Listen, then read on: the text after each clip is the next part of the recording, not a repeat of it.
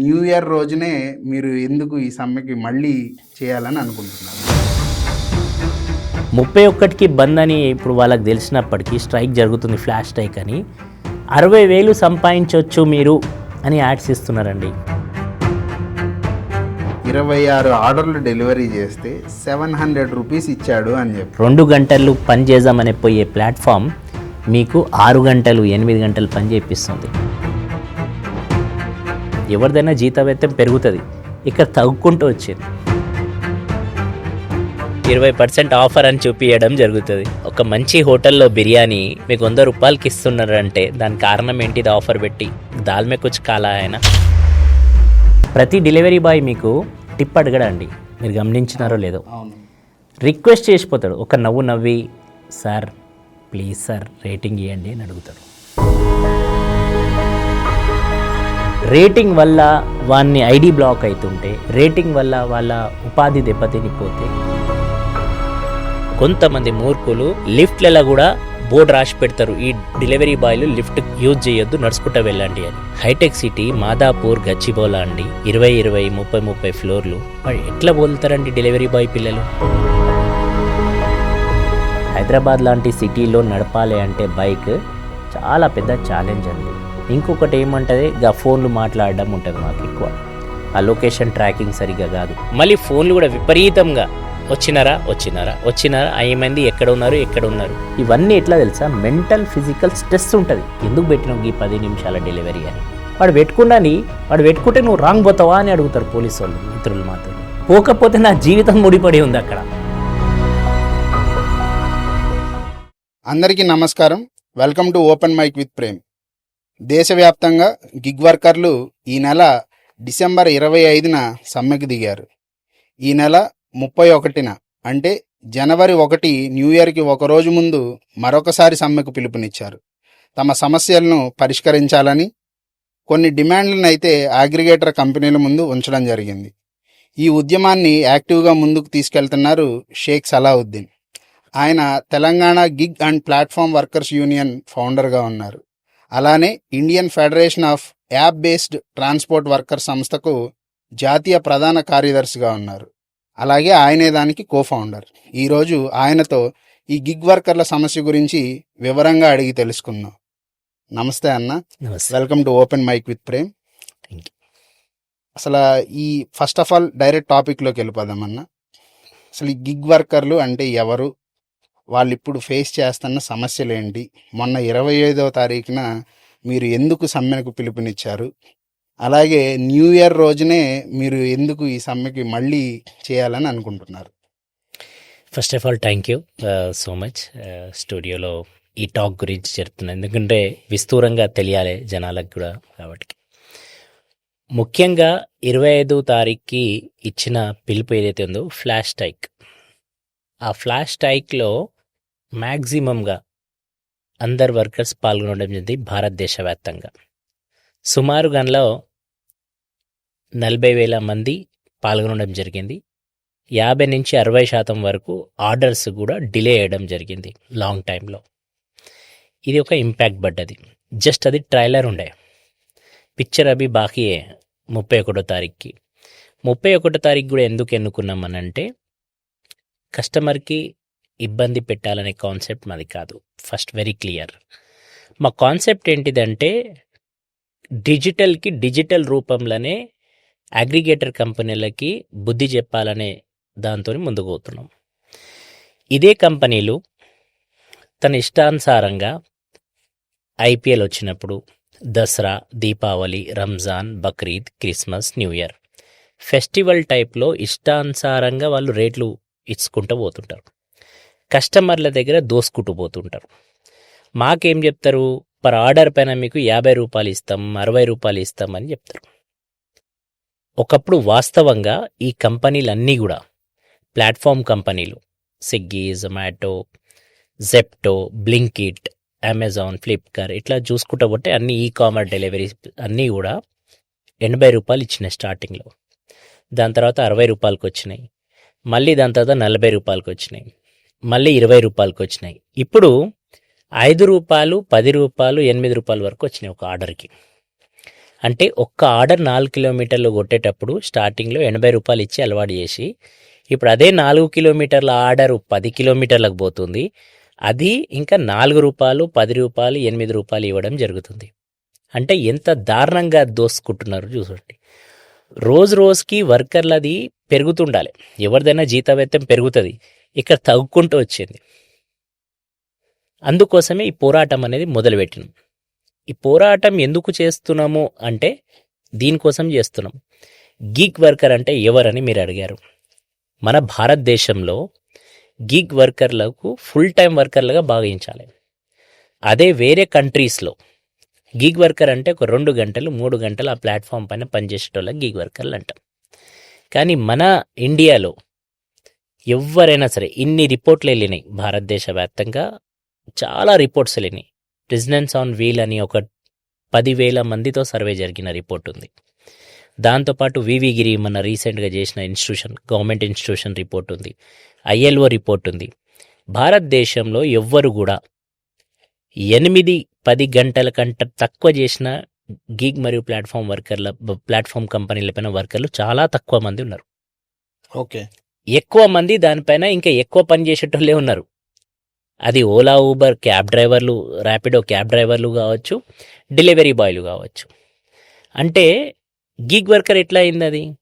అందుకోసమే తెలంగాణ ఇంకా 4 రాష్ట్రాలలో ఏదైతే చట్టం జరిగిందో దానికి ప్లాట్ఫామ్ బేస్ వర్కర్స్ అనేది చట్టంలో పొందుపరచడం జరిగింది.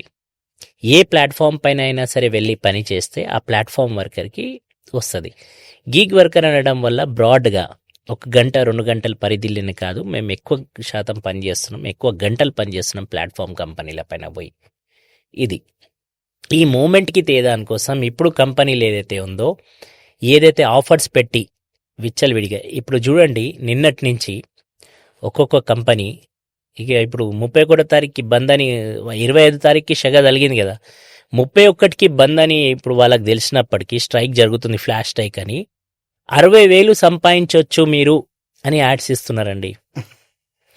అంటే మీరు అర్థం చేసుకోవాల్సిన విషయం ఇక్కడ ఏంటిదంటే, ఒక సామాన్య వ్యక్తి 60,000 రూపాయలు సంపాదించుకుంటాడు అంటే ఒక సాఫ్ట్వేర్ ఏమనుకుంటుండొచ్చు, అరే నేను డెలివరీ బాయ్ పని చేసుకుంటేనే మేలు ఉంది కదా ఈ మెంటల్ స్ట్రెస్ కంట అని ఆ ప్లాట్ఫామ్ వదిలేసి ఈ ప్లాట్ఫామ్ పైన వచ్చి చూస్తున్నారు. 60,000 అనగానే ఎవరికైనా అదే అనిపిస్తుంది, వండర్ అయ్యే విషయమే కదా 60,000 వరకు సంపాదించవచ్చు అంటే. కానీ కంపెనీ ఇది చెప్తలేదు నేను ఎన్ని గంటలు పని చేయాల్సి 60,000 కోసం చేయవలసింది అని చెప్పాలి కదా. క్లారిటీ అనేది ఉండాలి కదా. ఒక యాడ్ ఇచ్చి మోసం పురుహుత యాడ్లు ఇచ్చి వర్కర్లకు ఆ ప్లాట్ఫామ్ పైన చేర్చుకున్న తర్వాత నిర్దర్శంగా వాళ్ళకి ఐడీలు బ్లాక్ చేయడము, వాళ్ళకి చెప్పకుండా చేయకుండా చేయడం వల్ల వాళ్ళందరూ రోడ్ల పైన పడుతున్నారు. వాళ్ళకి కావాలనుకునేటప్పుడు వాళ్ళు ఆ ప్లాట్ఫామ్లో ఆఫర్ ఇచ్చి ఎంత పడితే అంత ఆఫర్ ఇచ్చి దానికి ఏం అడ్డుకట్టలేదు. ఇక వాళ్ళు అనుకుంటే ఎంతన్నా ఇవ్వచ్చు, పిలిపియాలి ప్లాట్ఫామ్ పైన ఆ పని చేయించుకోవాలి. అంత మటుకు ఆ దసరా, దీపావళి, రంజాన్, బక్రీద్, క్రిస్మస్, IPL ఇవన్నీ పనులు చేయించుకోవాలి. మళ్ళీ దాని తర్వాత ప్లాట్ఫామ్ పై నుంచి బ్లాక్ చేసి పడేయాలి. అంటే ఖేల్ ఖతం దుకాన్ బంద్ అన్నట్టు. ఓకే. అట్లా చేసి పిల్లలకి రక్తం పిండుకొని తాగుతున్నాయి ఈ కంపెనీలన్నీ. ఈ కంపెనీలు ఎవరి వల్ల ప్రోత్సాహం వల్ల ఎదుగుతున్నాయి? ఇదే వర్కర్స్ కదా. ఇదే డెలివరీ బాయ్ రాత్రి అనకుండా, పగలనకుండా, ఎండ అనకుండా, వాన అనకుండా పని చేసి తను కష్టపడి ఒక్కొక్క చెమట బొట్టు, రక్త బొట్టు చేస్తే ఈరోజు ఈ కంపెనీలన్నీ IPOలో పెద్ద పెద్ద పేర్లు సంపాదిస్తున్నాయి. ఈ కంపెనీ యాజమాన్యాలకి, CEOలకి పెద్ద పెద్ద పేర్లు వస్తున్నాయి. వర్కర్ ఎక్కడ పోయిండు? వర్కర్ పేరు ఎక్కడ పోయింది? నువ్వు పిలవడమేమో వర్కర్కి పార్ట్నర్ అని పిలుస్తావు, వానికి పార్ట్నర్ దర్జాలు ఇవ్వవు, వానికి పార్ట్నర్ అయిన బెనిఫిట్స్ ఇవ్వవు, రైట్స్ ఇవ్వవు. పార్ట్నర్ అని అన్నప్పుడు నాకు అన్ని హక్కులు ఉంటాయి కదా, అడిగే హక్కులు ఉన్నాయి కదా యాజ్ ఏ పార్ట్నర్గా. మళ్ళీ నా హక్కులేవి? నా షేర్ ఎంత? నా పెట్టుబడి ఎంత? పెట్టుబడి పెట్టిన దాంట్లో నా వాటా ఎంత? అదే అడుగుతున్నాం మేము అడిగేది న్యాయబద్ధంగా సింపుల్ డిమాండ్స్ 5 పెట్టినాం. మొదటి డిమాండ్ ఏం పెట్టినామంటే, మీరు ఇంతకుముందు ఇచ్చే పేఅవుట్ ఏదైతే ఉండేనో అదే పేఅవుట్ ఇవ్వండి, మేమేం కొత్తగా అడుగుతలేం. రెండో డిమాండ్ 10 నిమిషాల డెలివరీ ఏదైతే ఉందో అది అన్ని ప్లాట్ఫామ్లు వెనకకు తీసుకోవాలని అన్నాం. 10 నిమిషాల డెలివరీ వల్ల వేలాది మంది యాక్సిడెంట్కి గురి పడుతున్నారు. అందులో రోజుకి 10 మంది 20 మంది యాక్సిడెంట్లకు గురి పని ప్రాణాలు కోల్పోతున్నారు. దీనివల్ల ఈ అందరు ఎవరు అంటే మళ్ళీ యంగ్ లైఫ్ పిల్లలు, మ్యారేజ్ కానివాళ్ళు, మ్యారేజ్ అయినోళ్ళు, కొత్తగా పెళ్లి అయిన కొత్తగా 2 పిల్లలు. మన హైదరాబాద్ తెలంగాణలోనే ఎగ్జాంపుల్ తీసుకుంటే ఈ సంవత్సర కాలంలో 8 యాక్సిడెంట్లు అయినాయి. 8 యాక్సిడెంట్లకి ఏ కంపెనీ ఏం బెనిఫిట్ ఇచ్చింది? మీకు ఇన్సూరెన్స్ అలాంటివి ఏమి ఎవరన్నా చెప్తారు, నామకే వాస్తే. ఇన్సూరెన్స్లో కూడా కేటగిరీ ఉంది. మీకు సిల్వర్, బ్రెజిల్, గోల్డ్ అని ఉంటుంది. కనుక అంటే 3 కేటగిరీస్ ఉంటాయి. ఆ ఇన్సూరెన్స్ కూడా మీరు ఆన్ డ్యూటీ పైన ఉండాలి. ఆ రైడ్లో జరగరాంది ఏదైనా జరిగితే మాత్రమే వర్తిస్తుంది. హాస్పిటల్ ఉండాలంటే, హాస్పిటలైజ్ కావాలంటే, సిక్ అయినప్పుడు, లేకపోతే యాక్సిడెంట్ వల్ల ఏదైనా మేజర్ ఇంజ్యూర్ అయినప్పుడు కూడా మీరు గనల గోల్డ్ వేయి ఉండాలి. గోల్డ్ అంటే గనల బ్రెజిల్, సిల్వర్, గోల్డ్ అని పెట్టినారు వాళ్ళు, కేటగిరీస్ 3. ఓకే. ఈ కేటగిరీలు రీచ్ కావాలంటే మీరు ఈ కేటగిరీకి మీ రేటింగ్ అనేది మ్యాచ్ కావాలి. అంటే మీ దగ్గర 4+4.5 to 5 రేటింగ్ ఉంటే అప్పుడు అక్కడ ఆ ఇన్సూరెన్స్కి అనేది కూడా రేటింగ్ పెరుగుతుంది. ప్రతి డెలివరీ బాయ్ మీకు టిప్ అడగడండి, మీరు గమనించినారో లేదో. అవును.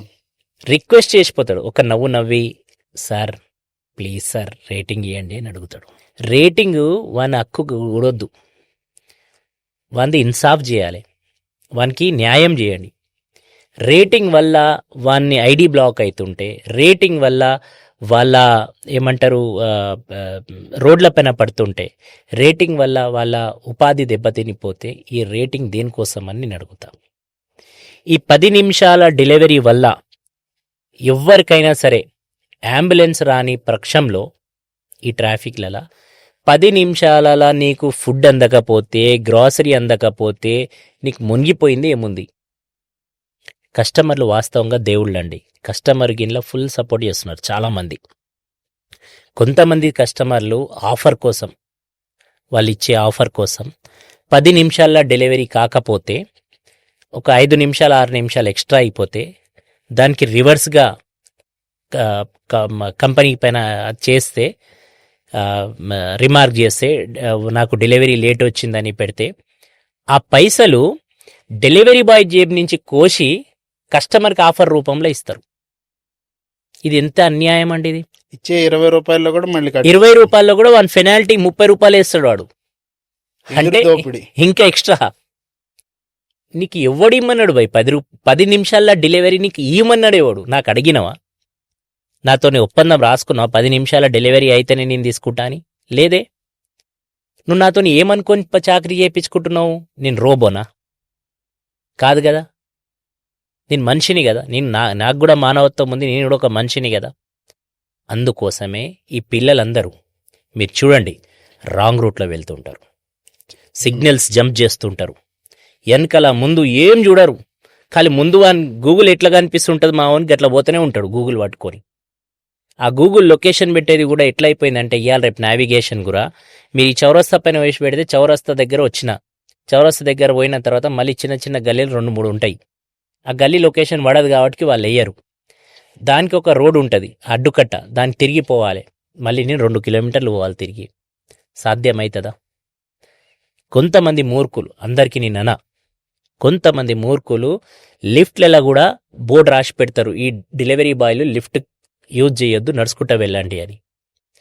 హైటెక్ సిటీ, మాదాపూర్, గచ్చిబౌలా అండి, 20, 30 ఫ్లోర్లు. వాడు ఎట్లా బోల్తారండి డెలివరీ బాయ్ పిల్లలు? లోపల కూడా రానివ్వరు కదన్నా కొన్ని సొసైటీస్లో. అది ఇంకా రిజిస్టర్ చేసిపోవాలి. ఇంకా రిజిస్టర్ చేయడానికి సెక్యూరిటీ దగ్గర 5 నిమిషాలు పోతాయి. మేము అందుకోసం ఏమన్నామంటే డెలివరీ ఏదైతే ఉందో సెక్యూరిటీకి ఇచ్చేస్తాం, మీరు సెక్యూరిటీ దగ్గర వచ్చి తీసుకుపోండి, లేకపోతే సెక్యూరిటీ గార్డ్తో మీరు తెప్పించుకోండి, మీకు ఆ ఫెసిలిటీస్ ఉంటే. మేము కాదు, లోపల రావాలి, వాళ్ళకి బండి పెట్టాలి పార్కింగ్లో బండి పెడితే ఆయన ఫ్లాట్ పార్కింగ్లోనే పెట్టాలి. మళ్ళీ అది కూడా చూడండి. ఇప్పుడు ఎగ్జాంపుల్ ఏదో ఒక నెంబర్ 404కి పోయినా అనుకోండి, నేను పార్కింగ్ 402లో 405లో పెట్టడానికి లేదు, 404లోనే పార్కింగ్ పెట్టి వాళ్ళ ఫ్లాట్లో పోయి నేను డెలివరీ ఇచ్చి రావాలి. ఆ దేలాడడానికే నాకు 4-5 నిమిషాలు పడుతుంది. ఆ 404 ఫ్లాట్ పార్కింగ్ ఫ్లాట్ ఎక్కడ ఉంది అని. రోజు వెళ్ళే వాళ్ళకే అసలు వాళ్ళ ఇల్లు ఎక్కడ ఉంది, ఏ ఫ్లోరు, లేకపోతే ఆ, ఎన్నో కింద ఎక్కడుంది అని ఎత్తుకోవడానికి చాలా టైం పడుతుంది. గేటెడ్ కమ్యూనిటీస్లో పెద్ద పెద్ద అపార్ట్మెంట్లో మై హోమ్ అట్లా తీసుకుంటే మీరు హైటెక్ సిటీ, గచ్చిబౌలి, కొండాపూర్లలో అసలు బ్లైండ్ అయిపోతాం ఒక్కొక్కసారి. మళ్ళీ ఫోన్లు కూడా విపరీతంగా వచ్చినారా వచ్చినారా వచ్చినారా, ఏమైంది, ఎక్కడ ఉన్నారు అదే అడుగుతారు. కొంతమంది మంచి వాళ్ళు ఉంటారు, బాబు జర ఆలస్యంగా అయినా నో ప్రాబ్లం, సేఫ్గా రా అని అంటారు. అట్లాంటి వాళ్ళు కూడా ఉన్నారు. మేము గ్లాస్ ఆఫ్ వాటర్ అనే క్యాంపెయినింగ్ చేసినాం ఎండాకాలం. మీరు నమ్మరు, విపరీతమైన స్పందన వచ్చింది. చాలామంది ఇవ్వాలి, అది వేరే విషయం, కానీ ఇచ్చేటోళ్ళు కూడా ఉన్నారు. అందుకోసం మేము ఏమంటామంటే కస్టమర్లు మా దేవుళ్ళు, కంపెనీలు కాదు. కంపెనీలు కస్టమర్ల వల్ల మా వల్ల కంపెనీలు బాగుపడుతున్నాయి. కంపెనీలు ఇయ్యవలసిన హక్కులు మాకు ఇస్తలేవు. అందుకోసమే ఈ పోరాటం. మూడోది డిమాండ్ ఏంటిదంటే ఐడిల్ బ్లాక్ చేయడం జరుగుతుంది కదా విపరీతమైన, దానికి గ్రేవియన్స్ మెకానిజం అనేది లేదు. దేనికైనా డ్యూ ప్రాసెస్ అనేది ఉంటుంది. నా ఐడి నాకు బ్లాక్ చేస్తే నాకు అడిగే రైట్స్ నాకు ఉన్నాయి.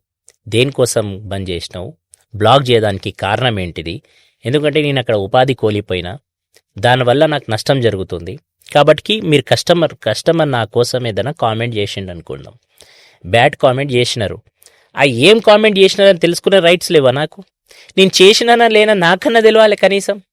కస్టమర్ ఏది చెప్తే అదే వాస్తవమ్మా? కాదు కదా.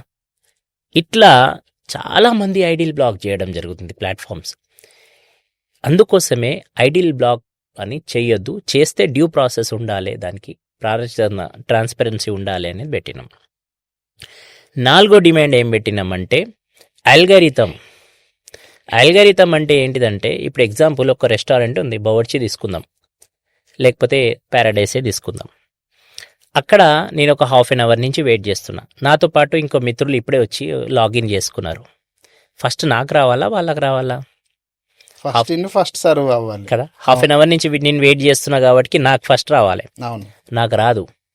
ఆ అల్గరిథం ఏం చేస్తుందంటే నాకు ఆపి, ఎందుకంటే నేను 8 రైడ్లు కొట్టినా, ఇంకా 2 ఆర్డర్లు కొడితే నాకు ఇన్సెంటివ్ ఇవ్వాలి. ఆ ఇన్సెంటివ్ ఇవ్వవలసిందని చెప్పి నా పైన అల్గరిథం పెట్టి కొత్తగా పిల్లలకు రాగానే ఒక ఆర్డర్ ఇచ్చి పంపిస్తాడు.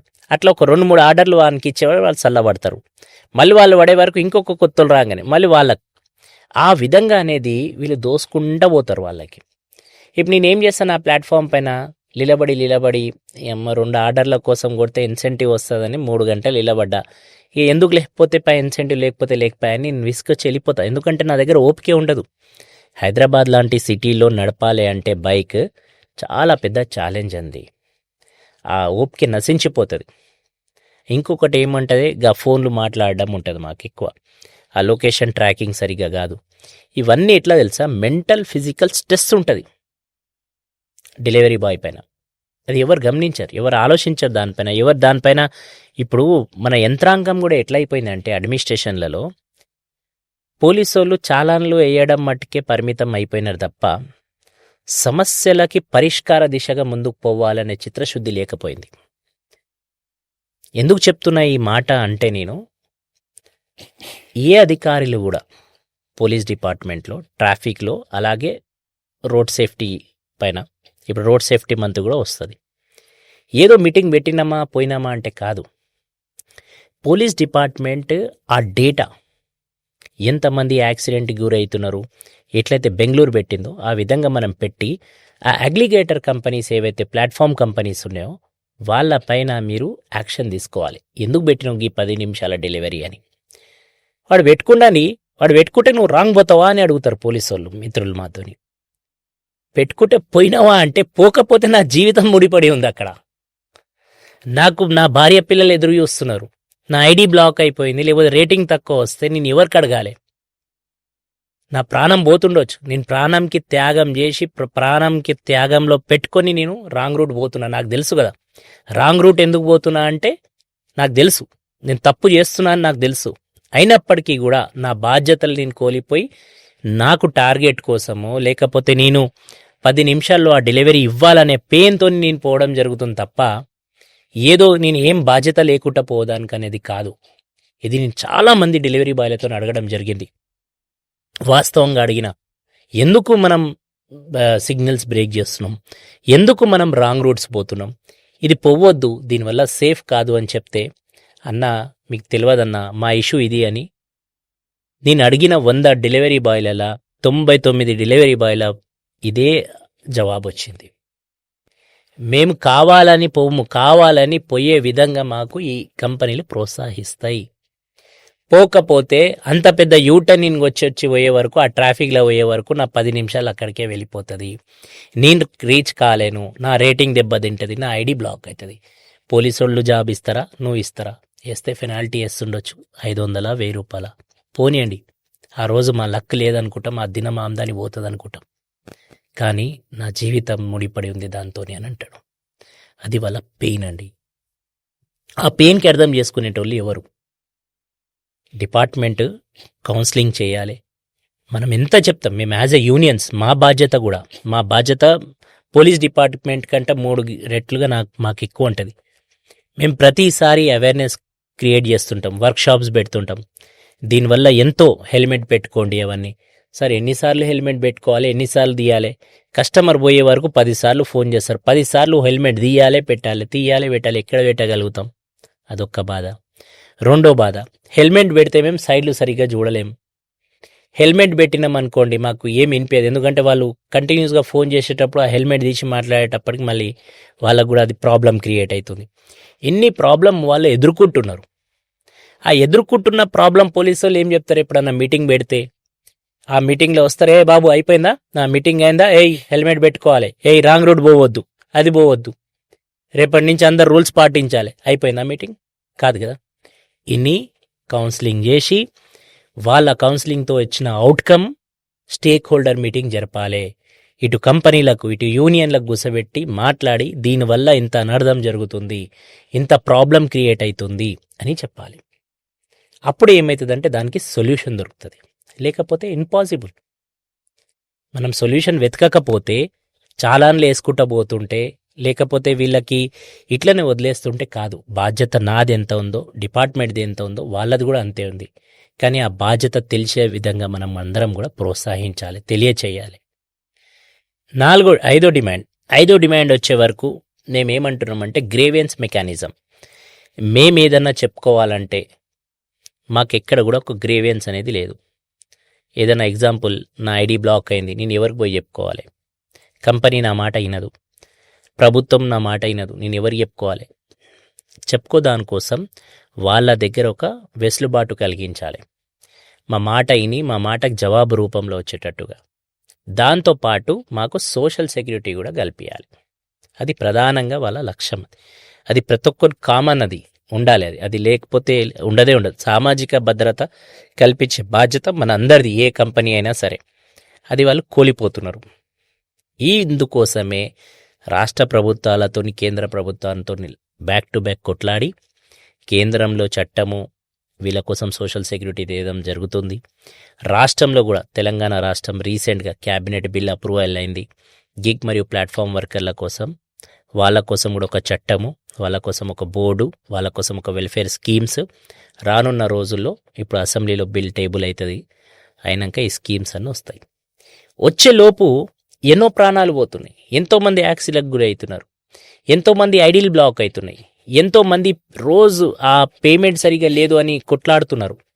దానికోసం అనేది ఇది బేస్ చేసుకొని కంపెనీలకి బుద్ధి చెప్పే విధంగా డిజిటల్ టైంలో కరెక్ట్ ఆలోచించి ఇబ్బంది కలిగించాలనేది కస్టమర్లకు మాకు కాదు. మళ్ళీ చెప్తున్నా, మేము చేసే కార్యక్రమము ఏదైతే ఉందో అది కంపెనీల పైన ఎఫెక్ట్ పడాలి, కంపెనీలకు బుద్ధి రావాలి. మా పవర్ ఏంటిదని చూపెట్టుకోవడానికి ఇది మా మజిల్ పవర్ కాకుండా మా తెలివి, మా డిజిటల్ పవర్. ఈ టైంలో మేము కరెక్ట్గా యూటిలైజ్ చేసుకుంటేనే మా హక్కుల డిమాండ్లు నెరవేరుతాయి. నెరవేర్చకున్నా కూడా ప్రభుత్వానికి కావచ్చు, జనాలకు కావచ్చు, జనాల త్రో మేము పడుతున్న ఇబ్బందులన్నా కనీసం మా కన్జ్యూమర్స్ దాకా, మా కస్టమర్స్ దాకన్నా పోతుంది. ఈరోజు భారతదేశమే కాదు, రాష్ట్రంలో కూడా ఈ ఇష్యూ పైన హాట్ టాపిక్ అయింది. ఎందుకయింది? షేర్ బజార్ పడిపోయింది 2 రోజుల నుంచి ఈ కంపెనీల పైన. దానిపైన కూడా ఒక విధంగా చర్చ నడుస్తుంది. ఇంత దారుణంగా ఎప్పుడు ఇంత షార్ట్ టైంలో పడిపోలే, కానీ ఇప్పుడు పడిపోతుంది. ఈ విధంగా ఒత్తిడి పడుతుంది. కంపెనీ పైన పడద్దు అని కాదు, కానీ కంపెనీలకు ఎక్కడ ఉంది? కంపెనీలకు బుద్ధి ఉంటే 2 రోజులు 3 రోజులు, ఈ రోజుకి 4వ రోజు అవును, కూర్చొని మాట్లాడతలేరు కదా చర్చలకు వచ్చి. అసలు మిమ్మల్ని కాంటాక్ట్ చేసే ప్రయత్నమే చేయలేదని. లేదు, వాళ్ళు కూర్చొని మాట్లాడితే నేను మాట్లాడడానికి సిద్ధం లేమా? మేము రెడీ ఉన్నాం కదా మాట్లాడడానికి. పోనీ మాతోనే ఏమైనా థ్రెట్టింగ్ ఉందనుకోండి, ప్రభుత్వానికి మీడియేషన్ చేయండి, మేము రెడీ ఉన్నాం ప్రభుత్వంతో కూడా కూర్చొని మాట్లాడడానికి. ట్రైపార్టైట్ మీటింగ్ జరుపుదాం, కలెక్టివ్ బార్గెనింగ్ చేసుకొని ముందుకు పోదాం. అది రైట్స్ కదా, ఫండమెంటల్ రైట్ కదా. అవును, ప్రభుత్వం మధ్యలో పెట్టి మాట్లాడదాం. మా డిమాండ్స్ గివి ఉన్నాయి, గివి డిమాండ్స్ పైన మేము ఈరోజు చర్చలు జరుపుదాం. Let sit and talks together. We are ready. మేము రెడీ ఉన్నాం అసలు మాట్లాడడానికి. మీరు రెడీ ఉన్నారా? మీకు ఎంత గనం జరిగితే కూడా మీకు నిమ్మకు నీరెత్తినట్టు ఉన్నారు అంటే ఎంత బాధ్యత లేనుగా, ఎంత బాధ్యతగా లేదు మీకు చూడండి. బాధ్యత ఉంటే మీరు వచ్చి మాట్లాడుదురు కదా. అంటే మీకు సమాజం పైన కానీ, కన్జ్యూమర్ల పైన కానీ, కస్టమర్ల పైన కానీ మీకు ఎలాంటి బాధ్యత లేదు. ఎందుకు? మీకు కావాల్సింది అటు రెస్టారెంట్లతో మోసం చేయడం. పాపం రెస్టారెంట్ ఓనర్స్ అందరు బాధపడుతున్నారండి. నేను అందులో ఇష్యూలో పోను, ఎందుకంటే అది రెస్టారెంట్ ఓనర్స్ అసోసియేషన్ వాళ్ళు చెప్తారు పాపం వాళ్ళ ఇబ్బందులు ఏ విధంగా ఉన్నాయి. ఒక డెలివరీ బాయ్ల ఇష్యూయే నేను హైలైట్ చేస్తున్నా ఇక్కడ. వర్కర్ల, రెస్టారెంట్ల దగ్గర నుంచి కూడా ఒక మోసం, ద్రోహం, కన్జ్యూమర్ల దగ్గర నుంచి కూడా మోసం, ద్రోహం. దీనికి ఎవరు అకౌంటబిలిటీ చేయాలి? మేము అదే అడుగుతున్నాం. ట్రాన్స్పరెన్సీ, బిల్లో ట్రాన్స్పరెన్సీ, ఆల్గారిథంలో ట్రాన్స్పరెన్సీ, ప్రతి దాంట్లో ట్రాన్స్పరెన్సీ ఉండాలి అని అడుగుతున్నాం మేము. ట్రాన్స్పరెన్సీ లేకపోతే ఇన్ని అన్నీ అవుతున్నాయి. కేంద్రానికి కడుతున్న జీఎస్టీ కడుతున్నారా లేదా? రాష్ట్రానికి కడుతున్న జీఎస్టీ కడుతున్నారా, కడతలేరా? నాకు ప్రమాద శాతం ఏమైనా జరిగితే ఇస్తున్నారా లేరా? నాకు పేమెంట్ కరిగ్గా దొరుకుతుందా, దొరుకుతలేదా? నాకు అల్గరిథం నా పైన యూజ్ అవుతుందా లేదా? 10 నిమిషాల డెలివరీ నేను చేస్తున్నానా లేదా? ఆ 10 నిమిషాల డెలివరీ చేస్తే ఏం చేస్తున్నా? చాలా ఇప్పుడు ఈ మధ్యకాలంలో నిన్నటి నుంచి నాకు చాలా ఫోన్స్ వస్తున్నాయి. చాలా హోటల్స్లో ఏం చేస్తారంటే ఈ క్రౌడ్ టైంలో, పీక్ టైంలో బిర్యానీలన్నీ రెడీ కట్టి పెట్టేస్తారు. ఓకే, చికెన్, మటన్, ఇట్లా కామన్గా వెజ్ బిర్యానీస్ అవన్నీ. ఒక్కొక్కసారి పార్సల్ అటు ఇటు కూడా అవుతుంటుంది. మేనేజర్స్, కూర్చునే హోటల్ మేనేజర్స్ ఒక్కొక్కసారి చేతు రఫ్ అండ్ టైప్లో అయిపోతుంది. నాన్ వెజ్కి వెజ్ అట్లా అవుతుంది. దాని బాధ్యత మాది కాదు, రెస్టారెంట్ వాళ్ళది. జరుగుతుంటుంది, మనిషి అన్నాక తప్పు జరుగుతుంది. మీరు తిన్నాక అది నాన్ వెజ్ ప్లస్ వెజ్ వెళ్తుందేమో, కానీ దానికి వాంటెడ్గా ఎవరు చేయరు. వాస్తవంగా చెప్పాలంటే ఒక డెలివరీ బాయ్ తప్పు అస్సలైతే కాదు వాస్తవంగా. ఎందుకంటే ఏదైతే రెస్టారెంట్ ఇస్తాడో అదే మోసుకోపోయి ఇవ్వడమే మా బాధ్యత. దానికి సీల్ కూడా వేస్తారు కదండి. ఏం వేసినా కూడా ఇచ్చినట్టు తీసుకుపోయి వేయుడే కానీ అది వెజ్జా నాన్ వెజ్జా ఏం లేదు. మాకు టోకన్ నెంబర్తో వస్తుంది. టోకన్ నెంబర్ పిలుస్తారు. ఆ టోకన్ నెంబర్ మాకు చూపెట్టింది చెప్తే ఓటీపీ జనరేట్ అవుతుంది. ఆ పార్సల్ పట్టుకుంటాం, తీసుకుపోయి ఇస్తాం. అందులో బంగారం ఉందా, వెండి ఉందా, వెజ్జా నాన్ వెజ్జా మనకు అనవసరం. కాబట్టి ఈ విధంగానే మేము ట్రీట్ చేస్తాం. అందులో కొద్దిసార్లు జరిగిపోతుంది తప్పు, దానికి కూడా మాకే బాధ్యత పెడతారు, దానిపైన మాకే పెడతారు, ఆ పెనాల్టీ కూడా మాకే పడుతుంది. దాని తర్వాత ఎగ్జాంపుల్ కస్టమర్స్ దగ్గర పోయినాం, కస్టమర్ ఫోన్ లేపలే, ఆర్డర్ మేము డెలివరీ చేయలేకపోయినాం. రిటర్న్ టు ఆర్డర్ ఉంటుంది మళ్ళీ రెస్టారెంట్కి. ఆ రెస్టారెంట్ మళ్ళీ 10 కిలోమీటర్లు నేను పోయి ఆ ఆర్డర్ రిటర్న్ చేయాలి. నాకు పైసలు ఇవ్వాలి కదా. రానికి నాకు పైసలు పడ్డాయి, నా పెట్రోల్ అయితే పోయింది కదా, పోనీకి కూడా పైసలు పడతాయి. ఆర్డర్ కస్టమర్ తీసుకోకపోతే నేనేం చేస్తున్నాను? రిటర్న్ ఆర్డర్కి కస్టమర్ ఫోన్ లేపలే, ఆర్డర్ తీసుకోలే, నేను తీసుకోపోయి మళ్ళీ నాకు ఇచ్చేయమన్నాడు నా కంపెనీ, నేను పోయి ఇచ్చేస్తా. బిర్యానీ ఏం చేస్తారంటే మళ్ళీ 20% ఆఫర్ పెట్టి మళ్ళీ తిప్పి ఇస్తారు. కానీ చిట్టి ఒకటే స్లిప్ చేంజ్ అవుతుంది. ఎవరు చూస్తారు? ఫుడ్ ఇన్స్పెక్షన్ జరుగుతుందా? ఇప్పుడు ఈ ఆఫర్స్ లో వచ్చే బిర్యానీలన్నీ అన్నీ అంతే. వాస్తవంగా అది మేము చెప్పొద్దు కానీ అది ఫ్యాక్ట్స్, అది ఉన్న వాస్తవాలు.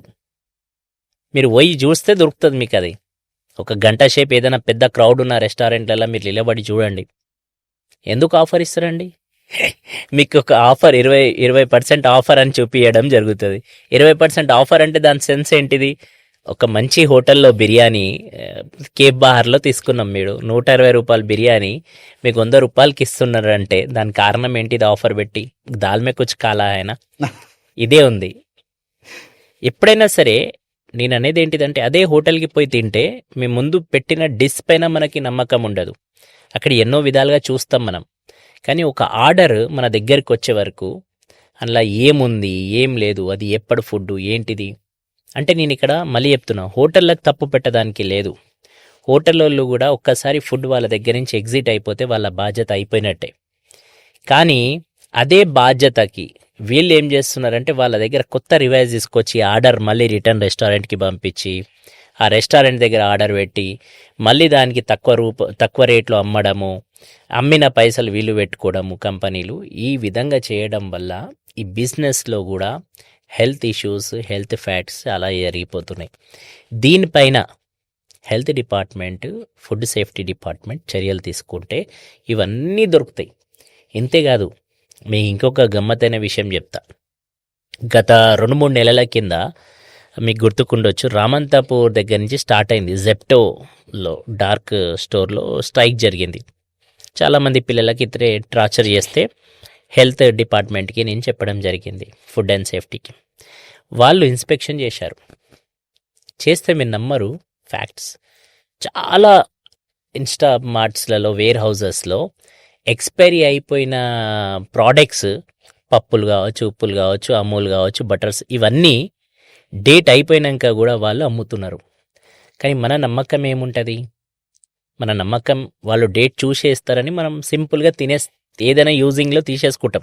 ప్రతి ఒక్కటి డేట్ చూడం. డేట్ ఫస్ట్ మనం చూసేది మెడిసిన్ తప్ప కామన్గా ఎవరి దృష్టి దానిపైన పోదు. అవును. అది అలసటగా తీసుకొని డేట్ ఎక్స్పైరీ దగ్గరికి వచ్చిన అన్ని ప్రోడక్ట్స్ స్టోర్లో పెట్టుకొని 30%, 40% ఆఫర్లు ఇచ్చి, ఇది ఒక మోసం. ఇవన్నీ మేము ఇప్పుడు చెప్పాలని కాదు, వాస్తవంగా ఇది ఎప్పటి నుంచో మేము చెప్తున్నాం. కానీ అది జనాలు కూడా తెలిసినప్పుడే ఆ ఫ్యాక్ట్స్ వాళ్ళకి తెలుస్తుంది. తెలిసిన తర్వాత కొంతమంది వాళ్ళ ప్రాబ్లం చెప్పుకోవడం జరుగుతుంది, లేకపోతే లేదు. ప్రతి ఒక్కటి మీడియా దృష్టికి వస్తుందా అంటే రాదు. ప్రతి ఒక్కటి జనాల మధ్యలోకి వస్తుందా అంటే రాదు. ప్రతి ఒక్కటి సోషల్ మీడియాలో వస్తుందా అంటే రాదు. కొంతమంది చెప్పుకోగలుగుతారు, కొంతమంది చెప్పుకోలేని పరిస్థితిలో ఉంటారు. కాబట్టి ఈ మధ్యకాలంలో కూడా హెల్త్ ఇష్యూస్ రావడానికి కూడా ఇది ఒక పెద్ద కారణం అయిపోయింది. అదే నేను మొన్న బయట కంట్రీలో పోయినప్పుడు ఆ కంట్రీలో జర్మన్ పోయినప్పుడు అక్కడ ప్రతి ఒక్కటి మీకు డెస్క్టాప్ పైన కూడా డేట్ ఉంటుంది. మీరు తీసుకునేటప్పుడు ఆ ప్రోడక్ట్ డేట్ కూడా బార్కోడ్తో సహా లింక్ అయి వస్తుంది. ఎక్స్పైరీ అయిపోతే మీకు స్కాన్ చేయనియదు అది మీకు ఆ ప్రోడక్ట్కి. అక్కడ మినిమం 6 నెలల నుంచి 3 నెలల దగ్గరకు వచ్చేసి అది తీసి పక్కన పెట్టేస్తారు. 6 నెలల ప్రోడక్ట్ ఇట్స్ ఓకే అంటారు. 1 నెల రోజులది కూడా మీరు అక్కడ ఎక్స్పైర్ డేట్కి చూడడానికి లేదు. అంటే అంత ఉంది కాబట్టి అక్కడ హెల్త్ ఇష్యూస్కి కూడా అంత పెద్ద జాగ్రత్త తీసుకోగలుగుతున్నారు. అక్కడ ఆఫర్లు పెద్దగా ఉండవు. ఇక్కడ ఉన్నంత, భారతదేశంలో ఉన్నంత ఆఫర్లు ఎక్కడ లేవు.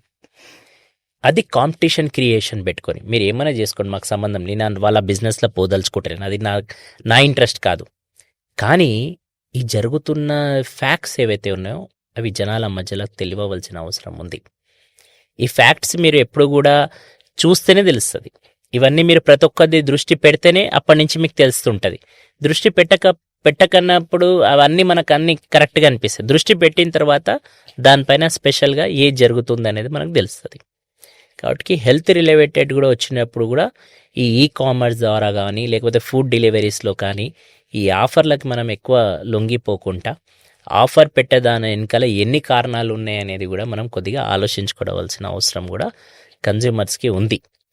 నేను వాళ్ళ శ్రేయోభిలాషిగా చెప్పడం జరుగుతుంది. అలాగే అన్న, ఇప్పుడు మీరు ఇందాక చెప్పారు కొన్ని రెస్టారెంట్కి వెళ్ళిపోయినాయి, మళ్ళీ యాప్లో వస్తాయి, అది డెలివరీ చేయాల్సి వస్తుంది, ఇస్తారని చెప్పేసి. నేను చూసిన వాటిలో చాలా వాటిల్లో కాంబోస్ అని వస్తాయి.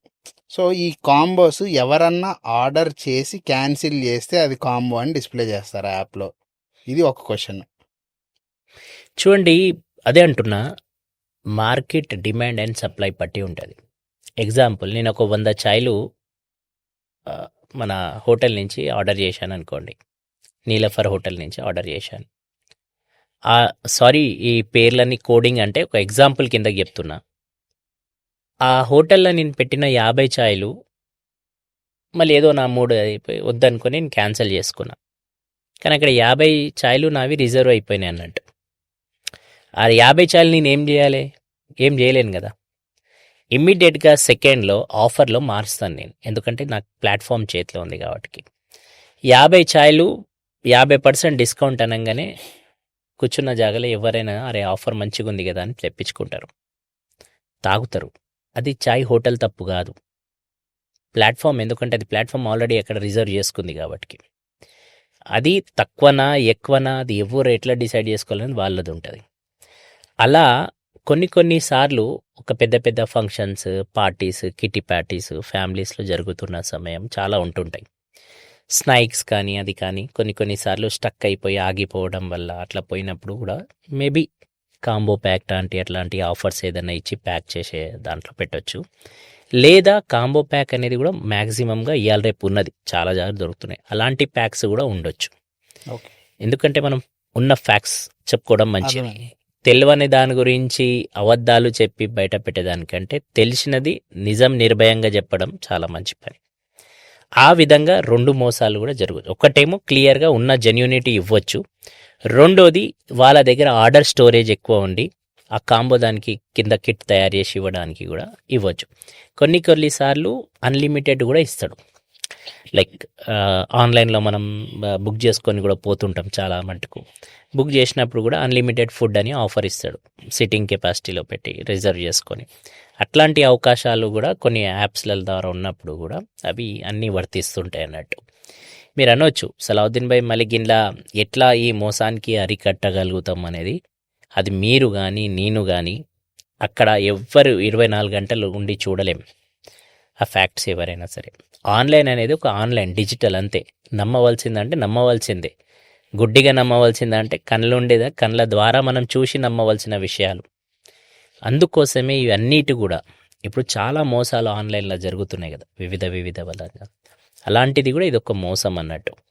ఎప్పటి వరకు అయితే బహిరంగంగా బయటపడదో అప్పటి వరకు అంత. దొరికితేనే దొంగ, దొరకకపోతే దొర. ఇప్పటి వరకు దొర, దొరికినప్పుడు దొంగ, అప్పుడు చూద్దాం.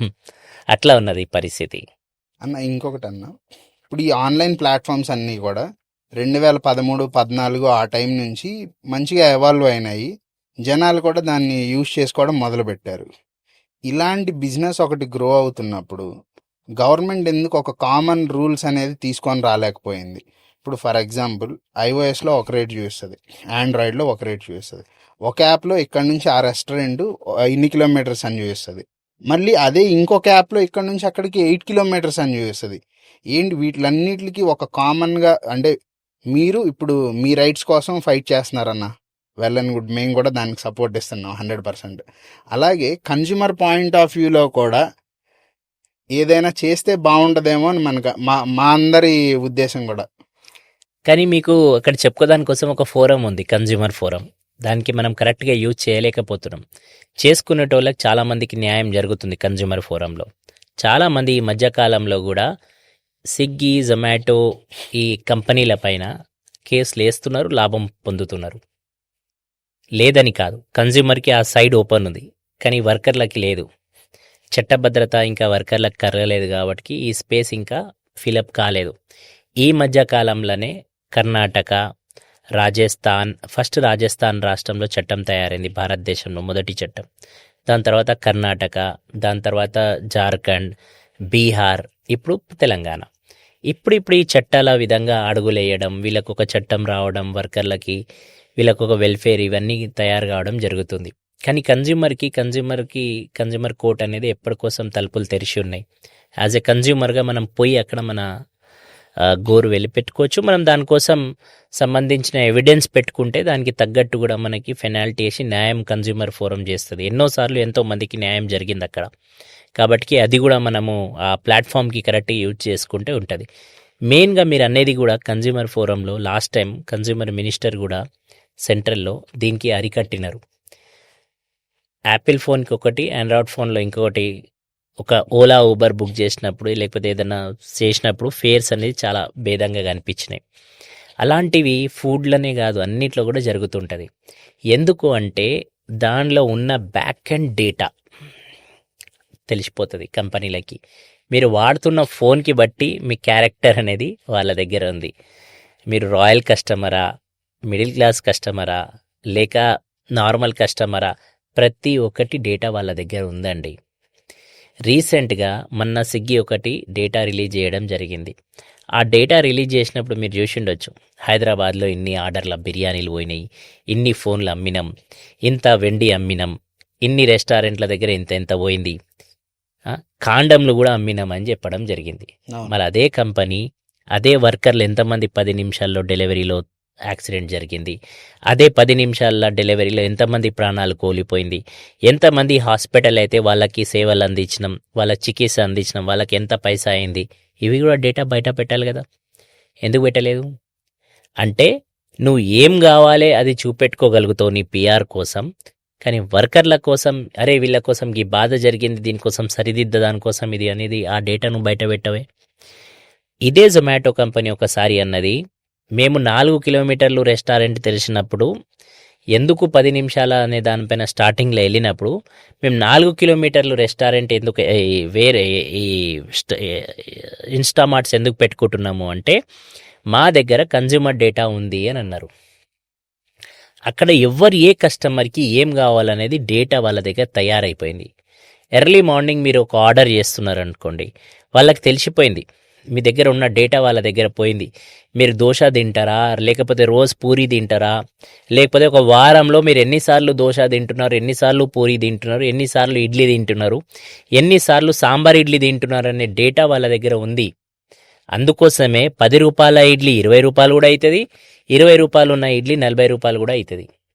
ఎందుకు అవుతుంది అంటే వాళ్ళకి తెలుసు మీరు ఈరోజు ఈ ఖచ్చితంగా తింటారు అని.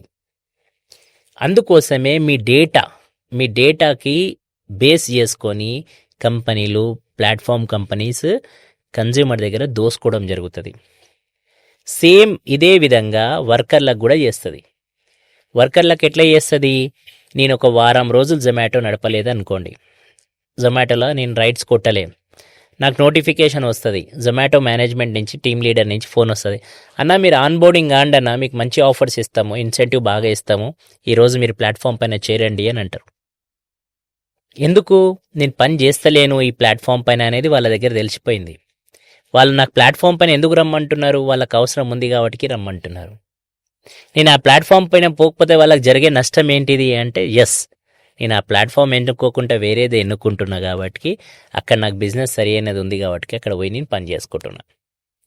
ఇప్పుడు 2-3 రోజుల్లో మీరు 25వ తారీఖు మీరు చూస్తే స్విగ్గీ, జొమాటోలో చాలామంది బ్లింకిట్ ఇవన్నీ అందరూ బైకాట్ చేసినప్పుడు, ఫ్లాష్ స్ట్రైక్లో ఉన్నప్పుడు ఏం జరిగింది, థర్డ్ పార్టీ షాడో ఫ్యాక్స్, ర్యాపిడోలు మధ్యలో పెట్టుకొని బిజినెస్ చేసినారు.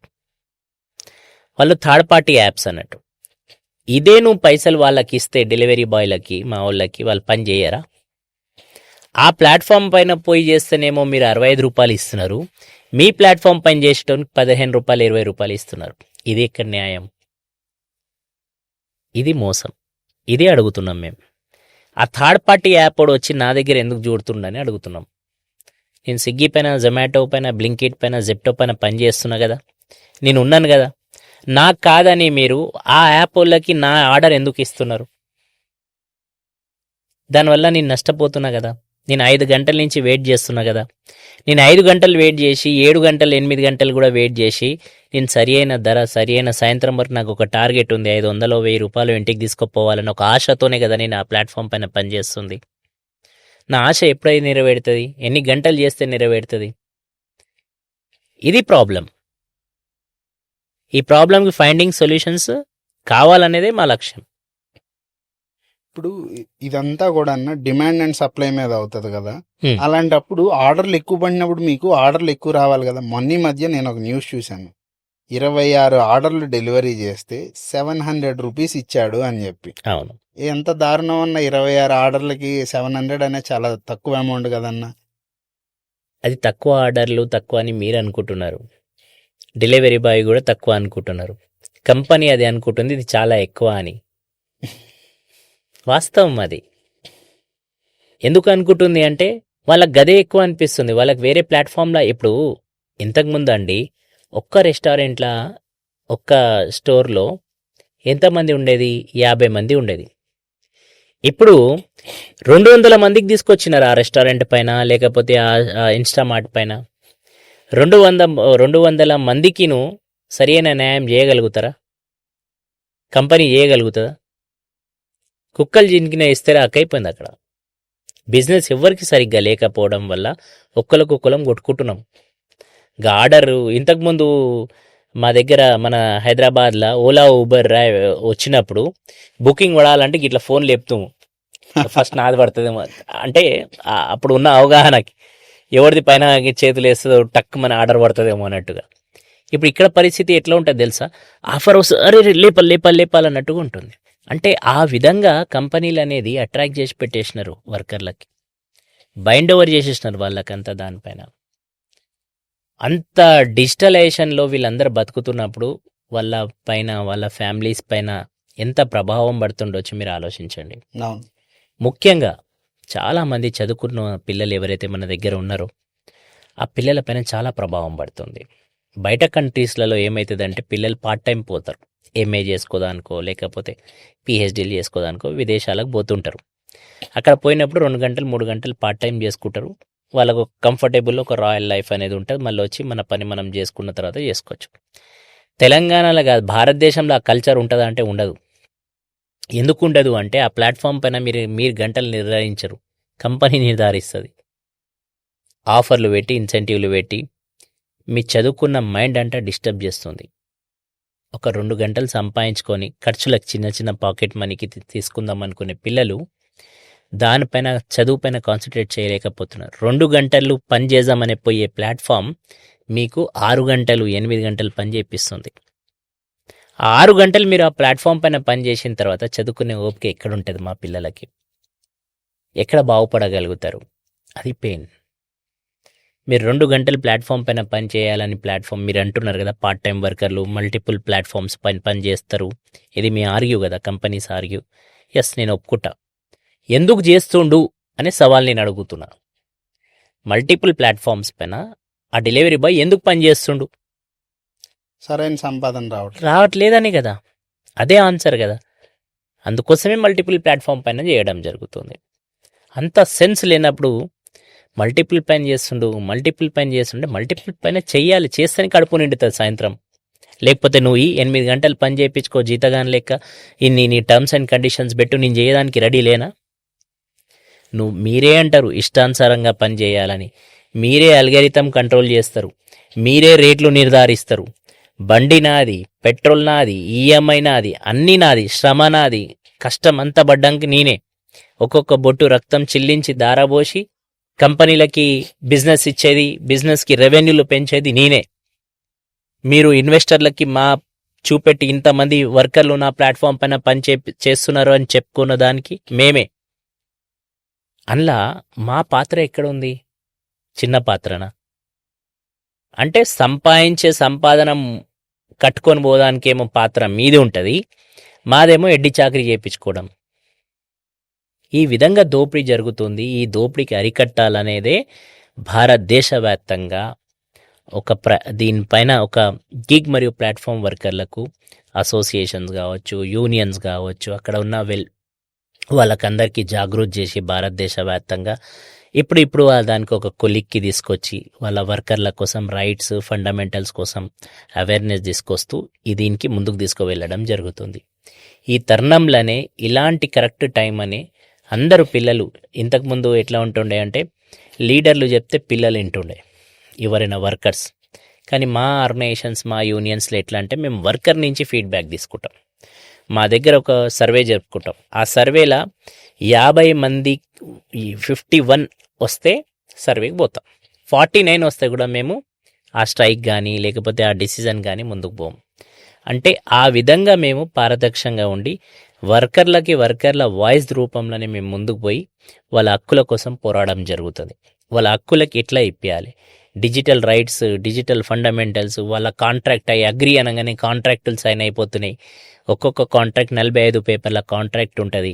హై ప్రొఫెషనల్ ఇంగ్లీష్ వర్డ్స్ వాడగలుగుతారు. అడ్వకేట్లకి ఇంగ్లీష్లకి మీనింగ్ డిక్షనరీలు పట్టుకొని ఎలా ఆడుకుంటున్నారు.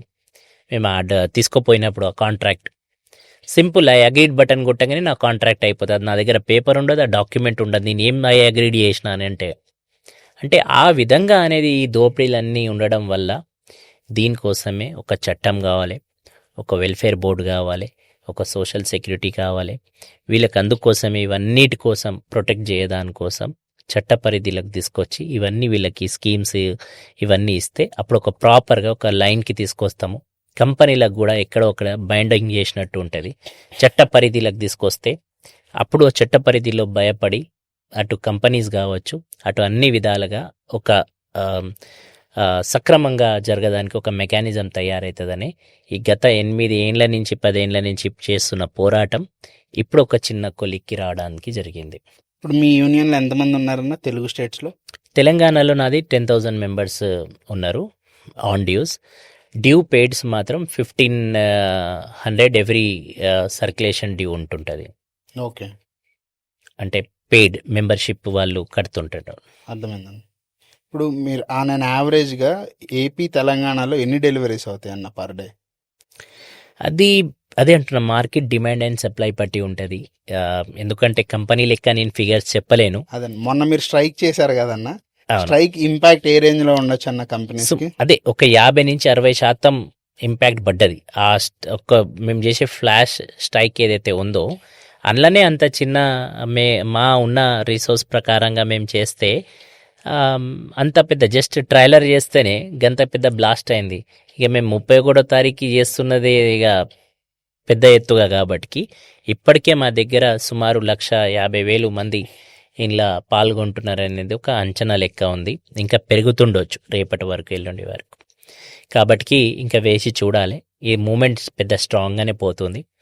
ఫ్లాష్ స్ట్రైక్లో చాలామంది ఈ స్ట్రైక్లో పాల్గొనడం జరుగుతుంది.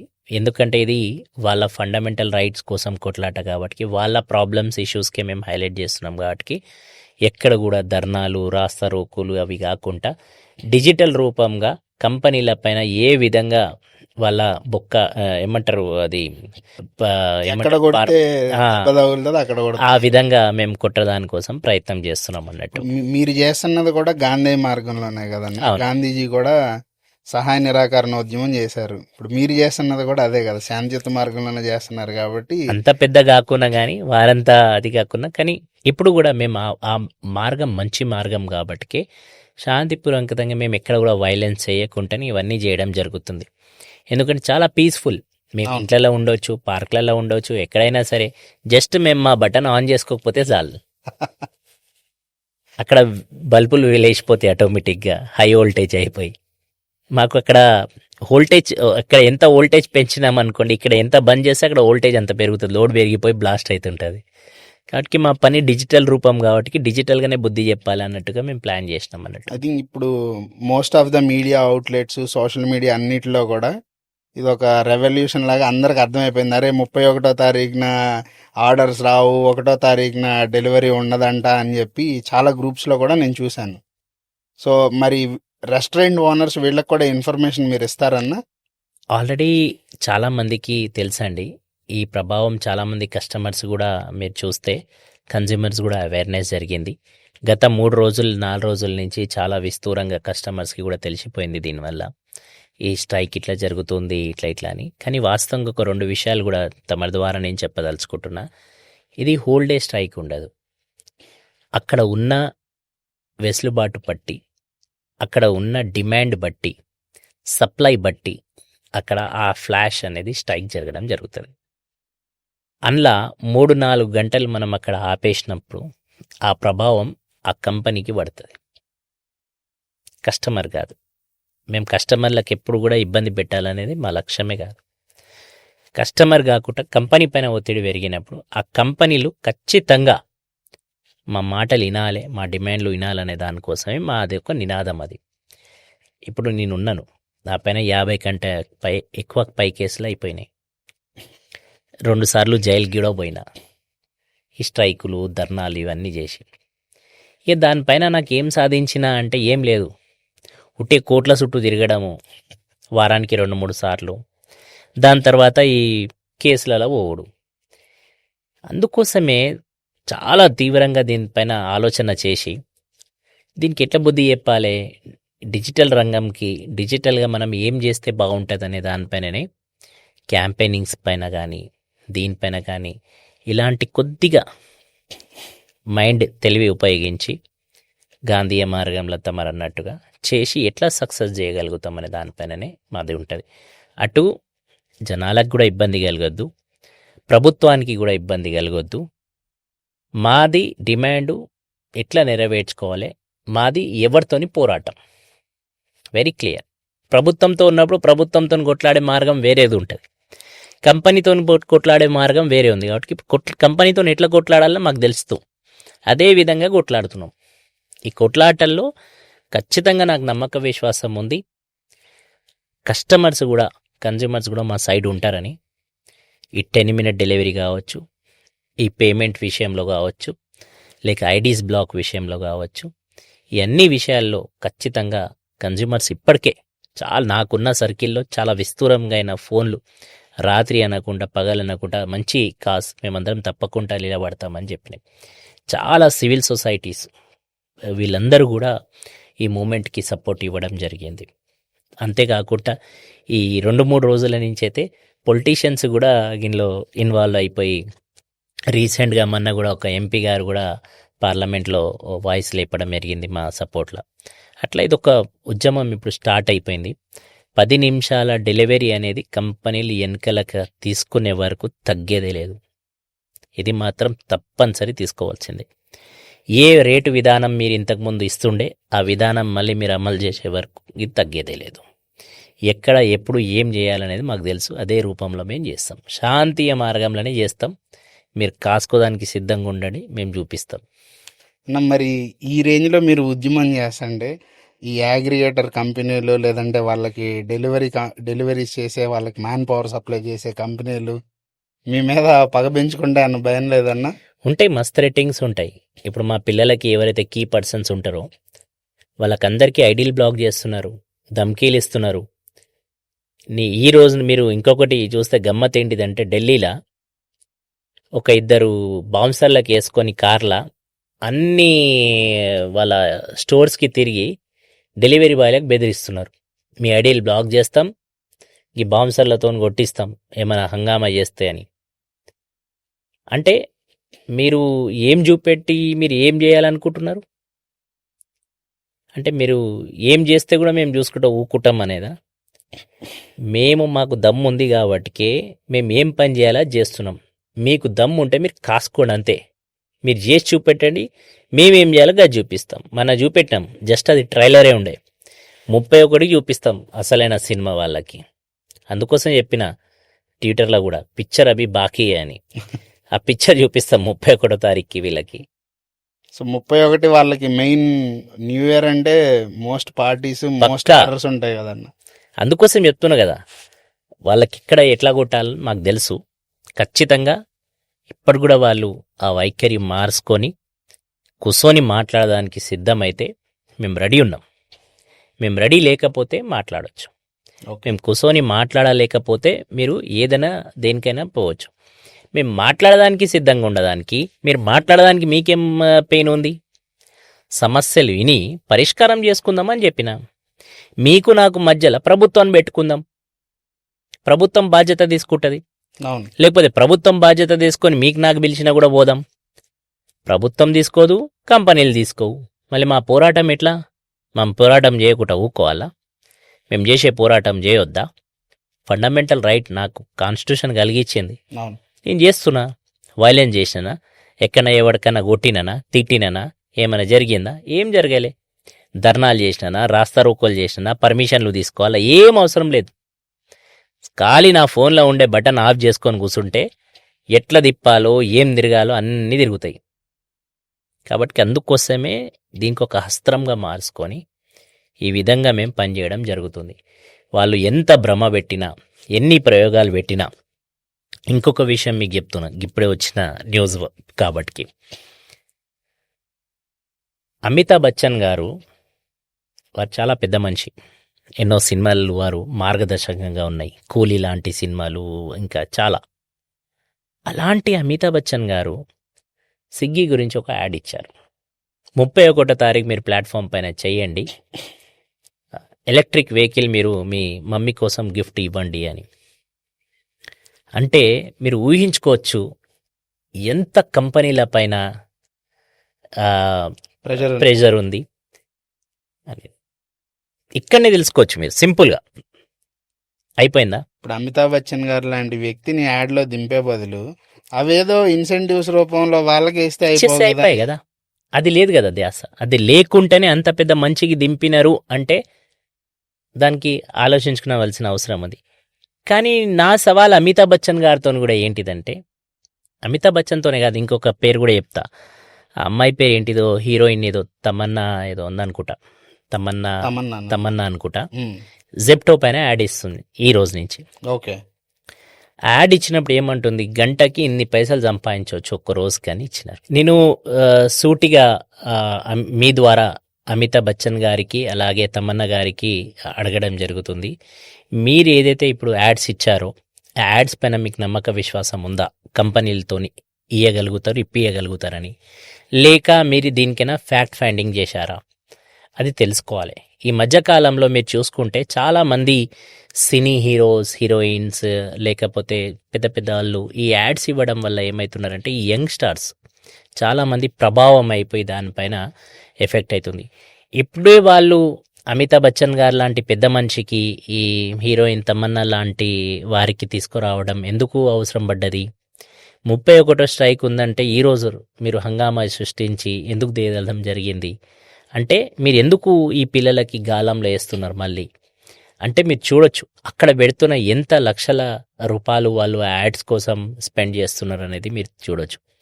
అవి ఇచ్చే యాడ్స్ కూడా ట్రాన్స్పరెన్సీ లేవు, భరోసా లేవు. ఆ బాధ్యత మళ్ళీ తమన్నా గారికి, అమితాబ్ బచ్చన్ గారికి తీసుకోమనండి, మేము స్ట్రైక్ విత్డ్రా చేసుకుంటాం. గట్లయినా సరే పెద్ద మనుషులు, వాళ్ళపైన మాకు గౌరవం ఉంది సమాజంలో, వాళ్ళు కూడా సమాజంలో పెద్ద మనుషులు కాబట్టి. కానీ ఇక్కడ మా రక్తం చిందేస్తున్నాం, మా సమస్యల కోసం మేము పోరాడుతున్నప్పుడు ఇదే అమితాబ్ బచ్చన్ గారు కూలీ లాంటి సినిమాలు, ఇంకా మంచి మంచి సినిమాలలో కూడా వారు వర్కర్స్ పైన వాయిస్ లేపింది, అదొక రోల్ మోడల్గా నిలిచి ఉన్నది. అలాంటి వారు కూడా ఈ స్ట్రైక్ దృష్టిలో పెట్టుకొని వారు కంపెనీస్కి యాడ్ ఇవ్వడం అనేది చాలా మందికి పిల్లలకు బాధ కలిగించింది, మా అలాంటి యంగ్ పిల్లలు ఎవరైతే పనిచేస్తున్నారో వారికి. అలాగే ఈ తమన్నా అనే అమ్మాయి హీరోయిన్ ఎవరైతే ఉన్నారో వారు కూడా ఈ చేయడం వల్ల చాలామంది మనోభావాలు కూడా దెబ్బతింటున్నాయి. ఎందుకు వీళ్ళు ఇంత పెద్ద మూమెంట్ ఫ్లాష్ స్ట్రైక్ జరుగుతున్న కారణంలో వీళ్ళు ఎందుకు సడన్గా రావడం జరిగింది, వచ్చి యాడ్ ఇవ్వడం వల్ల ఎంతమందికి ఉపాధి కలిగిపోతుంది, దానివల్ల నష్టం జరిగిపోతుంది అనేది వీళ్ళు తెలుసుకోలేకపోతున్నారా అనే దానికి నిర్ధారణకు వచ్చింది. కాబట్టి నేను ఈ ఇరుకి అడిగేది ఏంటిదంటే, మీరు దీనిపైన క్లారిటీ తీసుకోండి. తీసుకున్న తర్వాత మీరు మాకు ఒక దానిపైన రండి, మేము రెడీ ఉన్నాం, మీ మాట ఇని కూడా మేము విత్డ్రా చేసుకుంటాం. కానీ ఈ ఫేక్ ఫాల్స్ కంపెనీ ఏది చెప్తే ఆ స్క్రిప్ట్ పైన మీరు చేయడం వల్ల చాలా మందికి నష్టం జరుగుతుంది. ఆ నష్టంకి బాధ్యతలు మళ్ళీ తర్వాత ఫ్యూచర్లో మీరే తీసుకోవడం జరుగుతుంది అనేది కూడా నేను తెలియజేయడం జరుగుతుంది. అన్న ఒక చిన్నదన్న, ఇప్పుడు సెలబ్రిటీస్ అందరూ కూడా యాడ్స్ చేసేటప్పుడు దాంట్లో ఉండే తెలియకపోవచ్చేమో అని నేను అనుకుంటున్నాను. అంటే రీసెంట్గా మీరు ఇప్పుడు అబ్జర్వ్ చేస్తే ఈ బెట్టింగ్ యాప్స్ ప్రమోట్ చేసిన సెలబ్రిటీస్ కూడా చాలా ఉన్నారు. ఐ థింక్ తమన్నా గారు కూడా అందులో ఉన్నారు అని నేను అనుకుంటున్నాను. ఐ మీన్ బాలీవుడ్లో చేసిన ప్రమోషన్స్ గురించి. ఒకవేళ వాళ్ళకి నిజంగానే తెలియకపోతే మీరు వాళ్ళకి ఏదైనా చెప్పాలనుకుంటున్నారు?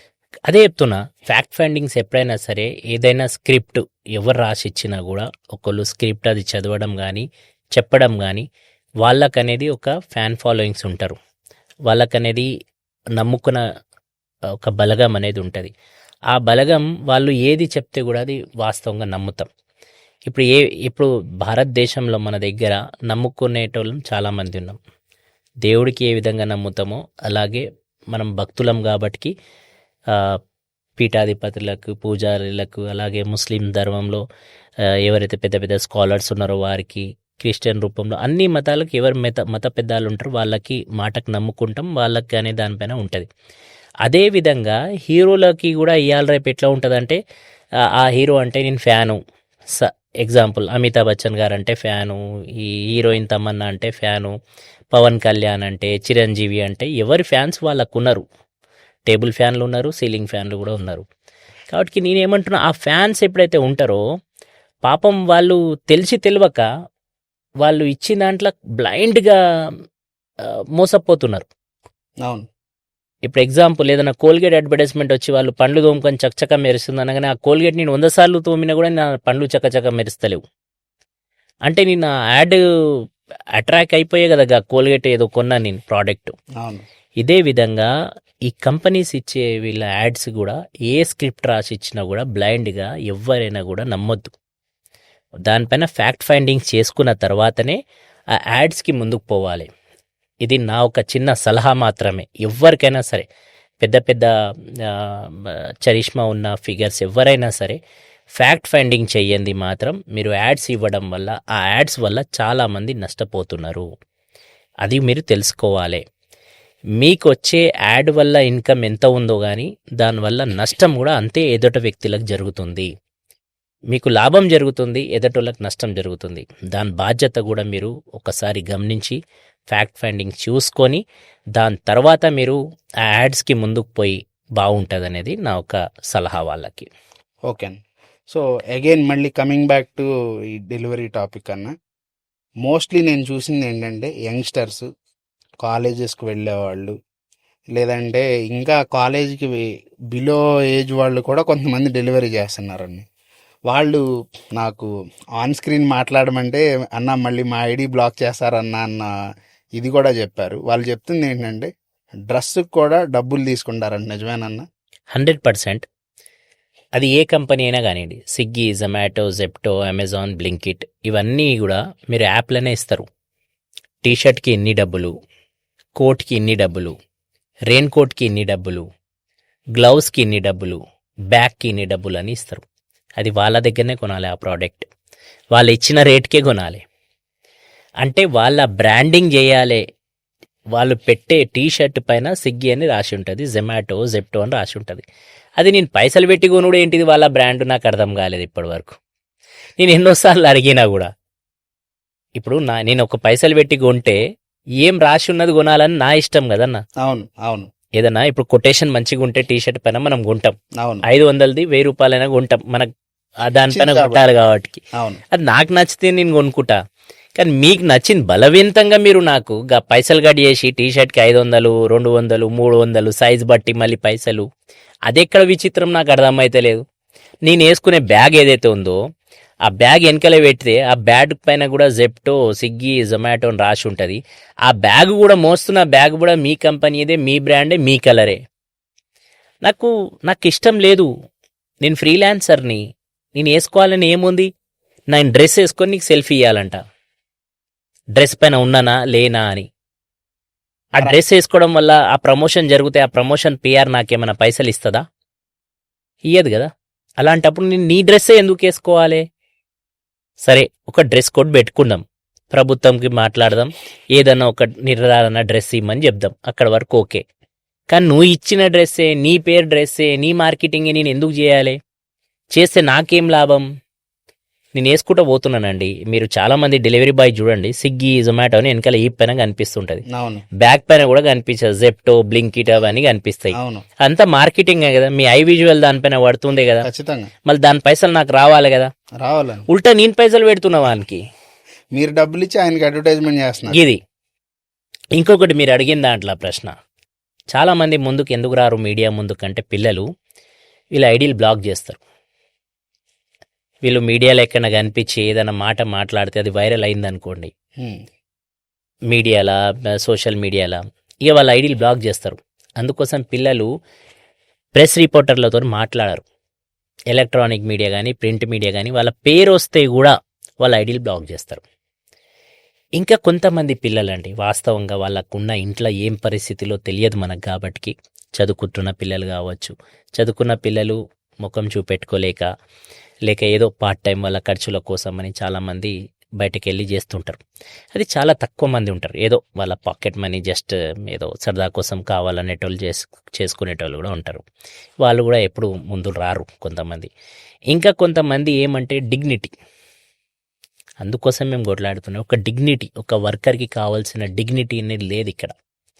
ఆ డెలివరీ బాయ్ అంటే ఒక ఏదో ఒక చూపు వేరే రూపంలో ఉంటుంది. సెక్యూరిటీ గార్డ్ దగ్గర నుంచి పైన పోయి డెలివరీ ఇచ్చే వరకు ఎక్కడ చూసినా కూడా ఒక కింద చూపే. అందుకోసమే ఆ డెలివరీ బాయ్ షర్ట్ వేసుకోదానికి కూడా కొద్దిగా ఇబ్బంది పడతారు. మీడియా ముందు వస్తే కూడా నేను ఒక డెలివరీ బాయ్ అని చెప్పుకోలేక పరిస్థితిలో ఉన్నారు అంటే దానికి ఆ కంపెనీలు బాధ్యత. ఆ కంపెనీలు ఏ విధంగా వాళ్ళకి ఆ డిగ్నిటీ లేని లైఫ్ ఇస్తున్నాయి అనే దానిపైన సవాల్ నిలబడుతుంది. మేము కూడా అదే అంటున్నాం. డిగ్నిటీ, ఇజ్జత్ చాలా ఇంపార్టెంట్. ఆ చేస్తున్న పనికి గౌరవం దక్కకపోతే, చేస్తున్న పనికి వాళ్ళకి అది వేతనం దక్కకపోతే, చేస్తున్న పనికి వాళ్ళకి వాల్యూ లేకపోతే అక్కడ దానికి ఎప్పుడు కూడా ముడిపడి ఉండదు. అది ఎంత చేసినా కూడా, ఎంత శ్రమపడి చేసినా కూడా దానికి నీళ్లు పోసినట్టే దానిపైన. ఇది గమనించవలసిన అవసరం ఉంటుంది చాలా. అవునండి, ఇప్పుడు చాలా మంది మనం చూస్తానే ఉంటాం. గవర్నమెంట్ జాబ్ చేసే వ్యక్తికి అతను చేసే జాబ్ను బట్టి ఒక రకమైన గౌరవం ఇస్తారు. ఎందుకంటే ఆయనకు జాబ్ సెక్యూరిటీ ఉంది, గవర్నమెంట్ జాబ్ చేస్తున్నాడు అని చెప్పి. సో ఇది కూడా అలాగే వర్తిస్తుందని మీరు చెప్పిన దాన్ని బట్టి నాకు అర్థమైంది. ముందు ఒక చిన్న విషయం కూడా మీకు గుర్తు చేస్తున్నా.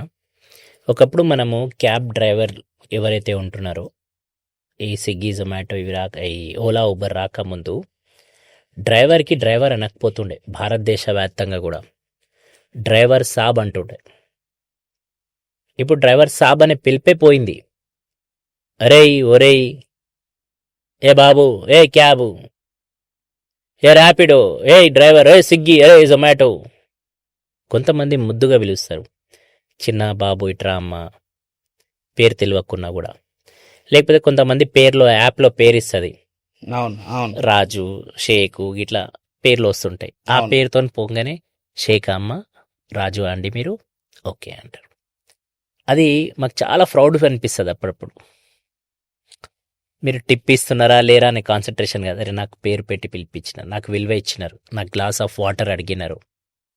జస్ట్ ఒక భుజం పైన చేతేసి ఏమమ్మా బాగున్నావు అని అడిగితే, ఏమమ్మా కూల్, రిలాక్స్, ఇన్ని మెట్లు వచ్చినావు, లేకపోతే నేను కొన్ని మెట్లు దిగి వస్తా, మీరు కొన్ని మెట్లు రాండి, అట్లా అనేటోళ్ళు చాలామంది ఉంటారు, కలుస్తారు మాకు. కలిసినప్పుడు వాళ్ళకి ఎట్లా అనిపిస్తుంది అంటే గట్టిగా అబ్బు చేసుకోవాలి, మెడలు చుట్టుకోవాలనిపిస్తుంది. కానీ అది కూడా మా దగ్గర ఉన్న బాండింగ్. అంటే ఎవరు ఏమనుకుంటారో, వాళ్ళ బిహేవియర్ ఏముంటుందో అట్లా అని కూడా ఆలోచిస్తారు. కానీ చాలామంది అట్లా కూడా ఉన్నారు, చాలామంది ఇట్లా కూడా ఉన్నారు. చాలామంది ఆర్డర్ తెచ్చేప్పుడు మధ్యలో, ఏయ్ వస్తేప్పుడుగా సిగరెట్ డబ్బి తీసుకోరా, ఏయ్ వచ్చేటప్పుడుగా ఫలానా తీసుకొనిరా, సార్ అది నా డ్యూటీగా సార్ నేను తేలేను, ఏయ్ కిరాణా షాప్ నుంచి వచ్చేటప్పుడు కింద గద్దె సార్ నేను తేలేను, నీ రేటింగ్ వేస్తా, నీ పైన రిమార్క్ వేస్తా, ఐడి బ్లాక్ అవుతుంది, థ్రెట్టింగ్. ఇట్లా కూడా ఉన్నారు. ఇవన్నీ చాలా దారుణంగా. ఇంతేకాదు చెప్పాలంటే, ఇప్పుడు ఈ రాత్రిపూట డెలివరీ ఉంటుంది చూసినారా అండి, అవునండి, కత్తిపైన సామెత ఇది. చాలా ఎంత క్రిటికల్ డేంజరస్ ఇష్యూ అంటే, పోలీసు వాళ్ళు ఉంటారు, వాళ్ళ టార్చర్ ఉంటుంది నైట్. ఎక్కడ పోతున్నావు, ఎందుకు వస్తున్నావు, ఏం పోతున్నావు, ఎందుకు పోయినావు, ఏం తీసుకుపోయినావు. ఇంకొకటి దురదృష్టమో అదృష్టమో తెలియదు, మేము ఏ ప్యాక్ కూడా మేము ఓపెన్ చేయం, చూడమండి. వాడు ఏది తీసుకొస్తే బ్లైండ్గా ఏ దగ్గర నుంచి జెడ్ వరకు అందించడమే మా బాధ్యత. అట్లా మంచి కూడా ఉండొచ్చు, చెడు కూడా ఉండొచ్చు. కొన్నిసార్లు పోలీస్ చెక్కింగ్ దాంట్లో మేము బాధ్యులం అవుతున్నాం. ఇప్పుడు ఈ మధ్యకాలంలో మీరు విన్నారు, డెలివరీ బాయ్ల దగ్గర గాంజా దొరికింది, డ్రగ్స్ దొరికింది. అది దొరికిందంటే వాడు తినేటోడు కాదు, తాగేటోడు కాదు, వాడు ఒక్క జాగాల నుంచి ఇంకో జాగాలకి అందించడం జరిగింది. కానీ వానికి ఎట్లా చూస్తున్నాం మనం, ఆ పిల్లోనికి అరే వీడే డ్రగ్స్ తీసుకుంటుండు అనే దానిపైన పోతుంది. కానీ అందులో నా పాత్ర కానీ మా డెలివరీ బాయ్ల పాత్రలు ఏం లేవు. అది కన్జ్యూమర్ దగ్గర తీసుకున్నాం, డెలివరీ చేసినాం, అదే ఉంది. అట్లా మేము బాధ్యతలం అయిపోతున్నాం. ఇప్పుడు వాళ్ళు కంపెనీ రిజిస్ట్రేషన్ చేసేటప్పుడు ఆ వెట్టింగ్ అంత డీప్ డౌన్గా చేయరన్న. అసలు మన దగ్గర ఏదైనా ప్రోడక్ట్ ఫుడ్ కానీ లేకపోతే ఏ ప్రోడక్ట్ అయినా సరే ట్రాన్స్పరెన్సీలో చేయాలి. దానికి కూడా ఒక మన దగ్గర అది ఉంది.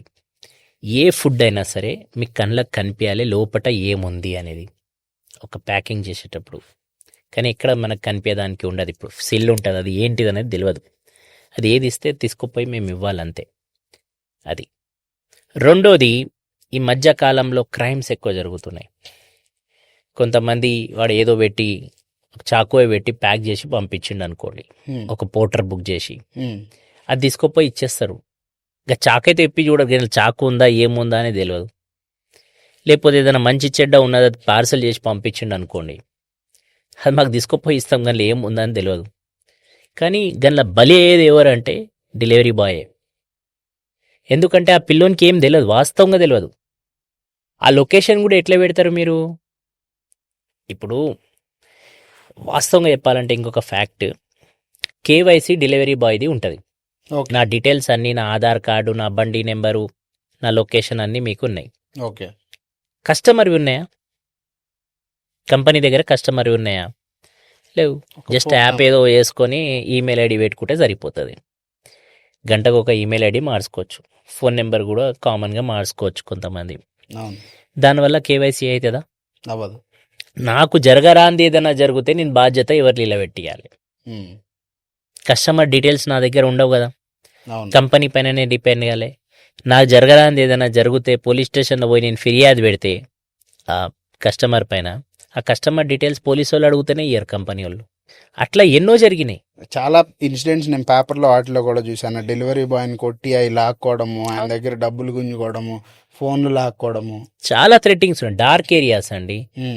ఇప్పుడు కొన్ని బ్లాక్ ఏరియాస్ ఉంటాయి, ఎక్కడైతే ఇల్లులు చాలా ఉండవో ఆ ఏరియాలో మీరు ఫుడ్ ఇవ్వద్దు. వాస్తవంగా సేఫ్టీ కూడా ఓకే ఇద్దరికి సేఫ్టీ, ఆయనకు కూడా ఈయనకు కూడా. ఇద్దరు, నేను కస్టమర్ది కూడా మాట్లాడుతున్నాం, మా డెలివరీ బాయ్ది కూడా మాట్లాడుతున్నాం. ఇద్దరికి కూడా సేఫ్టీ ఉండాలి. లేదు అక్కడ థ్రెట్టింగ్ ఉంది.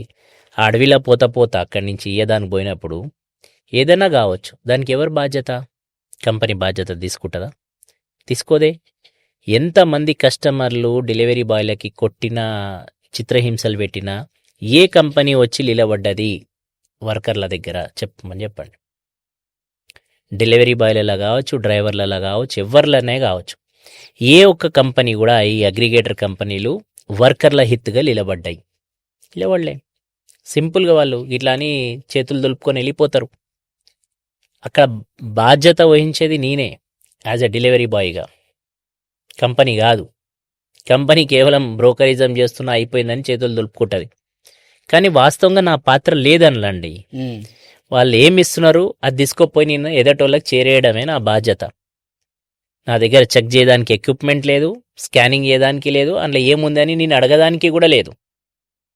అది మీకు చూపారు కదా, పెట్టారు, బాబు ఇది తీసుకోపో అని అంటారు. ఈ యాప్ ద్వారా జరుగుతున్న ఈ మధ్యకాలంలో ఏదైతే ఉందో దీనిపైన పోలీస్ యంత్రాంగం పనిచేయాలి. సపోర్ట్ చేస్తాం మేము. అందుకోసమే చాలామంది నైట్లో డెలివరీ బాయ్లు కూడా అడుగుతుంటారన్న, పోలీస్ చెకింగ్ అవుతుంటుందన్న, బాగా టార్చర్ జరుగుతుందన్న అని. ఇంకొకటి గమ్మత్ విషయం ఏంటిదంటే గిన్లా అసలు ఈ కల్చర్ కూడా ఉండవద్దు. వాస్తవంగా చాలా మటుకు హోటల్స్, రెస్టారెంట్స్ మన దగ్గర 12-1 వరకు క్లోజ్ అయిపోవాలి హైదరాబాద్లో. కానీ అన్నీ ఏం చేస్తాయి, పొద్దున వరకు నడుపుతుంటారు. బ్యాక్ సైడ్ నుంచి నడుస్తుంటాయి హోటల్స్, పెద్ద పెద్ద హోటల్స్, చిన్న చిన్న హోటల్స్, ఇంట్లో ఉన్న కొన్ని హోమ్ నీడ్స్, ఇన్స్టామార్ట్స్ అవన్నీ కూడా ఇన్స్టెంట్గా అవి నడుస్తుంటాయి. రాత్రి అంతా హైదరాబాద్లో నడుస్తుంటాయి. దాని పర్మిషన్ ఉందా? స్విగ్గీ, జొమాటో, అమెజాన్, ఫ్లిప్కార్ట్ లాంటి కంపెనీలు మళ్ళీ పర్మిషన్ తీసుకున్నాయి 24 గంటలు పనిచేయాలని. ఏదైనా జరగరానిది జరిగితే ఇప్పటి వరకు అలాంటి పర్మిషన్ తీసుకుని నాకైతే తెలియదు. అది లేబర్ డిపార్ట్మెంట్ అది చూసుకోవాలి, ఎస్టాబ్లిష్మెంట్, అది మన ఎన్ఫోర్స్మెంట్ చేస్తున్నప్పుడు వీళ్ళు చట్టపరంగా మళ్ళీ ఇంత నైట్ డెలివరీ చేయడానికి ఉందా లేదా, ప్రొవిజన్ ఉంటే ఏ కంపెనీకి ఉంది, ఎంత టైం వరకు ఉంది. దాని తర్వాత డెలివరీ బాయ్ ఎందుకు కనిపిస్తారు మీకు రాత్రికి? ఉంటే కనిపిస్తారు, లేదంటే ఎవరు ఉండరు కదా. ఇప్పుడు ఈ కామర్స్ లాస్ట్ 10-11 వరకు క్లోజ్ అయిపోతాయి. అవును, ఈ కామర్స్ డెలివరీ ఉండదు ఇక రాత్రికి మీకు, అదైతే పక్కా. అవును.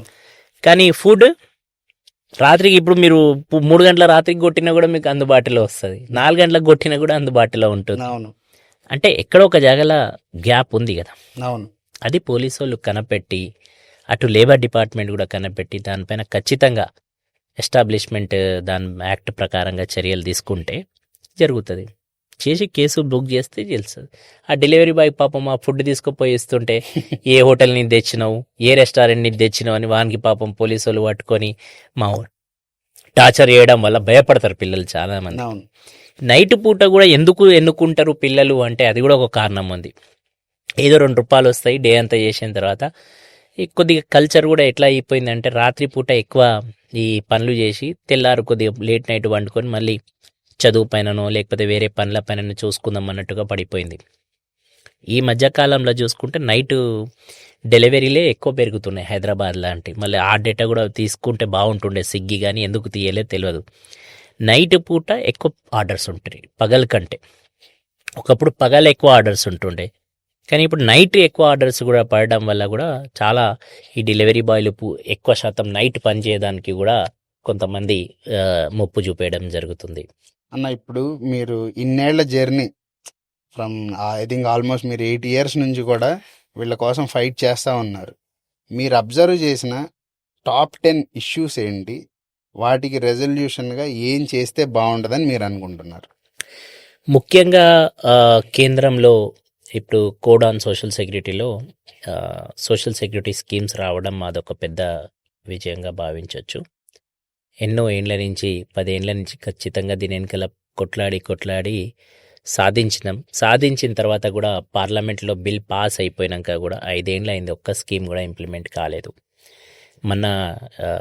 మన గ్రీన్ సిగ్నల్ వచ్చింది కాబట్టి ఆ స్కీమ్స్ ఎప్పటి వరకు ఎట్లా ఇంప్లిమెంట్ అవుతాయి, ఆ స్కీమ్స్లో ఏదైతే మాట ఇవ్వడం జరిగింది ESI, PF, health, maternity, pension, accidental, దాని తర్వాత ఇంజూర్, డెత్, ఇవన్నీ కూడా కవర్ అయ్యే అవకాశాలు ఉన్నాయి గనలా. కానీ అదే వేసి చూడాలి ఎప్పటి వరకు ఇంప్లిమెంట్ అవుతాయి అనేది. ఇదొకటి. ఓకే. అదేవిధంగా ఇంకొక పెద్ద విజయాల్లో 5 రాష్ట్రాల్లో చట్టం చేయడం కూడా, ఆ చట్టంలో కూడా నేను కీలక పాత్ర పోషించడం కూడా నాకు అదొక మంచి అవకాశం ఇచ్చినారని అనుకోవచ్చు. దానివల్ల ఎంతో అసోసియేషన్లు, ఎంతో యూనియన్లు కూడా ఈరోజు స్థాపించి నిలబెట్టేయడం జరిగింది.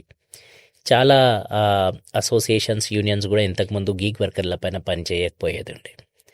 ఇప్పుడు వాళ్ళు నాకంటే ఎక్కువ పని చేయడానికోసం ముందు వస్తున్నారు. నా లక్ష్యం అదే. ఒక షేక్ సలావుద్దీన్, ఒక టీజీపీడబ్ల్యూ, ఒక ఐఫాటో రెస్పాన్సిబిలిటీ కాదు, ప్రతి ఒక్క రెస్పాన్సిబిలిటీ, ప్రతి ఒక్క ఆర్గనైజేషన్ రెస్పాన్సిబిలిటీ. వీళ్ళకి ఆర్గనైజ్ చేసి వీళ్ళ హక్కుల కోసం పోరాడి వీళ్ళకి సరి అయిన న్యాయం చేయడం.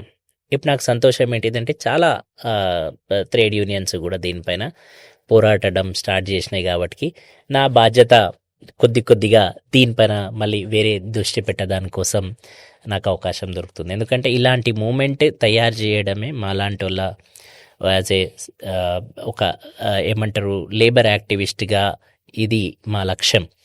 మాకు అవేర్నెస్ చేయడం, దీనిపైన చట్టాలపైన అవేర్నెస్ తీసుకొచ్చి జనాల మధ్యలో దీనిపైన జాగృతి చేయడం, ఈ చట్టాలలో ఏమైనా లూపులు ఉంటే దానికి సరిదిద్దేయడం, ప్రభుత్వంతో కొట్లాడడం, కంపెనీలతో కొట్లాడడం, సరి అయిన వేతనాలు ఇప్పించడం, వాళ్ళకి సరి అయిన సోషల్ సెక్యూరిటీ ఇప్పించడం, వాళ్ళకి సరి అయిన హక్కుల కోసం మేము కరెక్ట్గా జస్టిఫై చేసి వాళ్ళ హక్కులకి ఏ విధంగా భంగం కలగకుండా మేము కాపాడగలుగుతాం.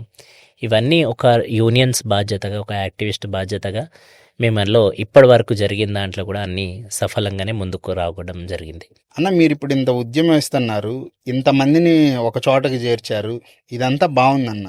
కానీ ఇండియా వైడ్గా నాకు తెలిసి 2 కోట్ల మందికి పైగా ఈ గిగ్ వర్కర్స్ ఉన్నారనేది ఒక సర్వేలో వచ్చిన డేటా.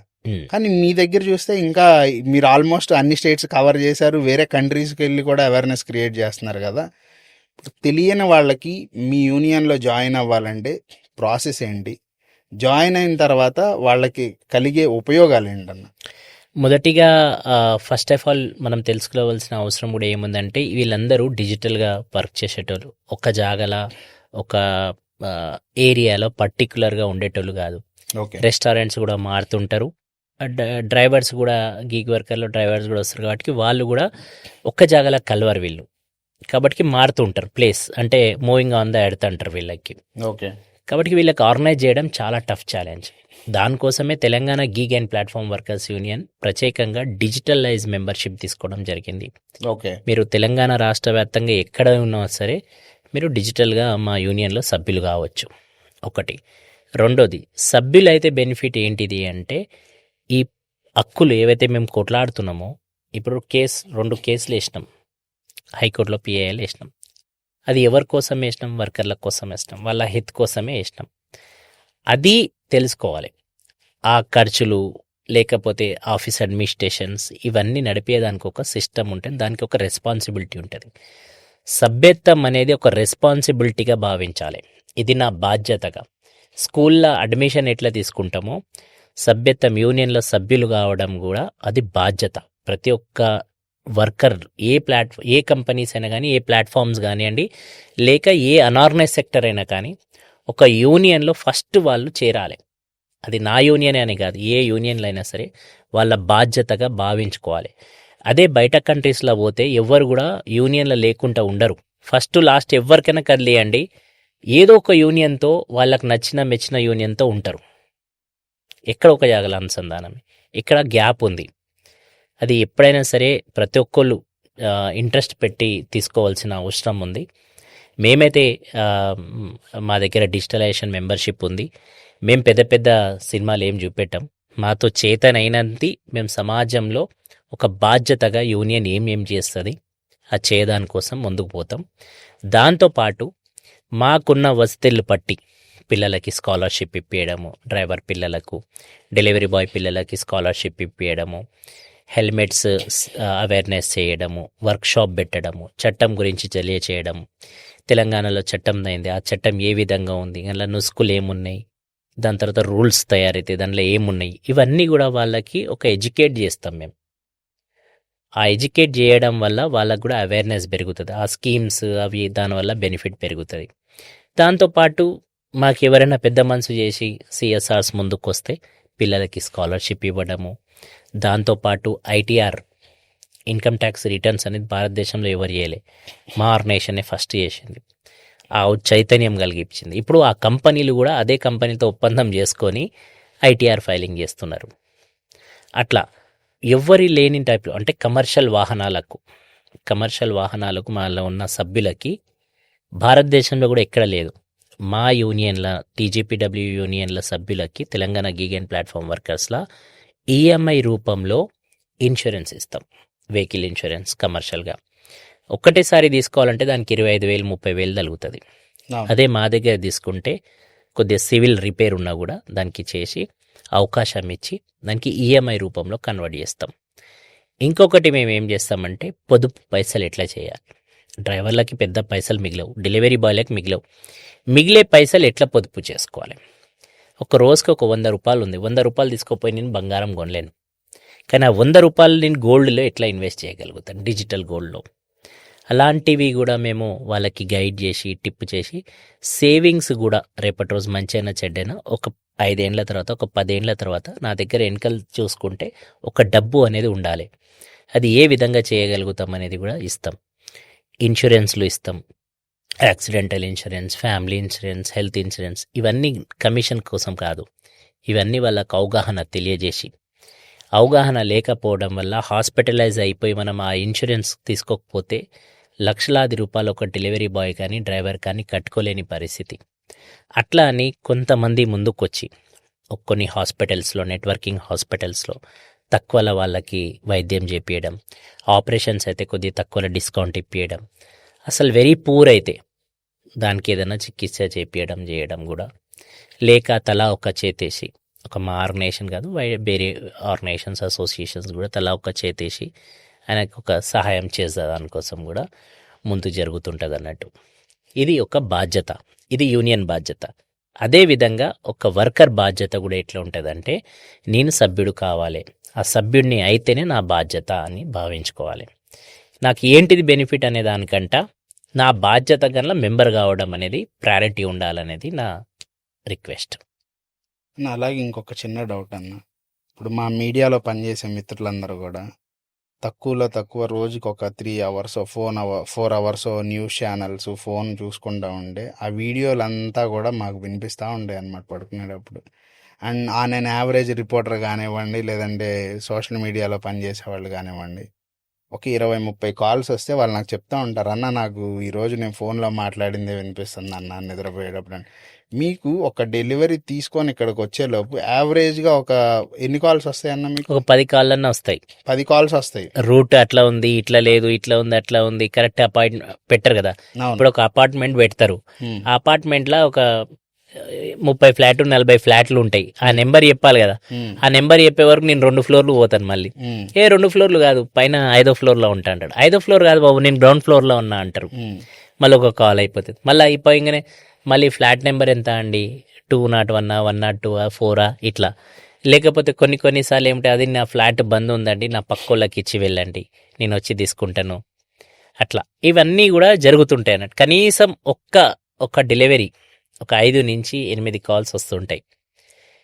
ఇంటి దగ్గర రిసీవ్ కాగానే వెళ్ళేటప్పుడు ఒక 2 కాళ్ళు ఈజీ ఇక్కడనేని.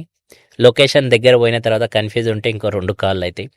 పోయిన తర్వాత వాళ్ళు బెల్ కొడితే వినిపించకనో బెల్ ఖరాబ్ అయిపోయో ఉంటే మళ్ళీ ఒకటి. కనీసం ఇక్కడనే మీకు 5 నుంచి 6 కాల్స్ అయిపోయినాయి లీస్ట్ నంబర్ కమ్సే కమ్. ఇది ఉంటుంది అన్నట్టు. అట్లా ఇది వాస్తవంగా చెప్పాలంటే కాల్స్ అనే కాదండి, ఈ హెల్త్ పైన కూడా చాలా ఎఫెక్ట్ పడతాయి రేడియేషన్ వల్ల.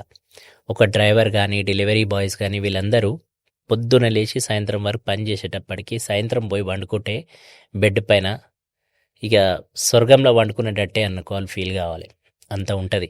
ఎందుకంటే ఇప్పుడున్న ట్రాఫిక్లో హైదరాబాద్ లాంటి మహానగరంలో ఈ ట్రాఫిక్లో ఫుల్ టైర్డ్ అయిపోయి ఉంటుంది. ఆరోగ్యం కూడా మెయిన్ నెక్ పెయిన్ వస్తుంది. బైక్ నడిపేటోళ్ళకి ఈ మెడ నొప్పి, ఏమంటారు ఇది నడుము నొప్పి అనేది బాగా వస్తుంటుంది. దాని తర్వాత ఈ చేతులు గుంజుతాయి, దాని తర్వాత ఈ మొఖాలు, కింద కాళ్ళు, గేరు, క్లచ్, బ్రేక్ ఇవన్నీ కొట్టుకుంటూ. డ్రైవర్లకు కూడా ఇవన్నీ కామన్ లక్షణాలు ఉంటాయి. వాటర్ సరిగ్గా తాగరు, కిడ్నీ ప్రాబ్లం అవుతుంది. దానివల్ల యూరిన్ అవుట్పుట్ కోసం యూరిన్ ఎక్కడ పోతే ఎక్కడ పోయలేం. అపార్ట్మెంట్స్లలో కూడా యూరిన్ పోయనియరు. పెద్ద పెద్ద హోటల్స్, రెస్టారెంట్స్, మాల్స్, పెద్ద పెద్ద జాగాలో కూడా కొన్ని జాగాల పోయనిస్తారు. కొన్ని పెద్ద పెద్ద హోటల్స్లలో మీకు వాష్రూమ్ కూడా పోలేరు, వాటర్ కూడా తీసుకోలేరు. కూర్చోదానికి జాగా కూడా ఉండదు.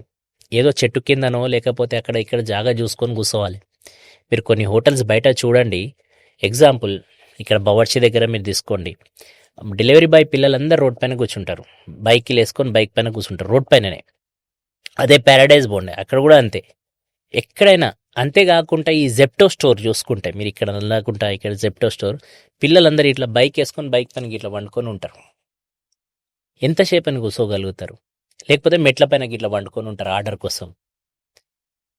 అక్కడ వాళ్ళ రెస్పాన్సిబిలిటీ కదా, ఉన్న ప్లేస్లో కూడా అది చేయదానికోసం. వాష్రూమ్లు నీడ్లీ ఏవైతే స్టోర్స్ ఉన్నాయో, జెప్టో స్టోర్స్, బ్లింకిట్ స్టోరు, అక్కడ పార్కింగ్ కూడా ఉండదండి సరిగ్గా. వెహికల్ 2 వీలర్ పెట్టుకోదానికి పార్కింగ్ ఉండదు, పోలీస్ చాలాన్లు పడుతుంటాయి. ఇంత దారుణమైన జాగాలలో వీళ్ళ అడ్మినిస్ట్రేషన్ ఉంటుంటుంది. దీనికి అందరికీ బాధ్యత ఎవరు తీసుకోవాలి? ఒక ఆరోగ్యానికి ఎంత కాదన్నా ఒక డెలివరీ బాయ్ కావచ్చు, ఒక డ్రైవర్ కావచ్చు, కనీసం ఎంత కాదన్నా కూడా ఒక డాక్టర్ దగ్గర ఓపీ చూపించుకుంటే 500 రూపాయలు అవుతున్నాయి. మెడిసిన్ రాపించుకుంటే ఒక 500 రూపాయలు కమ్సే కమ్ అవుతాయి. 1000 రూపాయలు ఒక విజిట్ పైన పోతున్నాయి. అట్లా నెలకి కనీసం ఒక 5 విజిట్లను డాక్టర్ దగ్గర పోతారు ఒక డెలివరీ బాయ్, ఒక డ్రైవర్.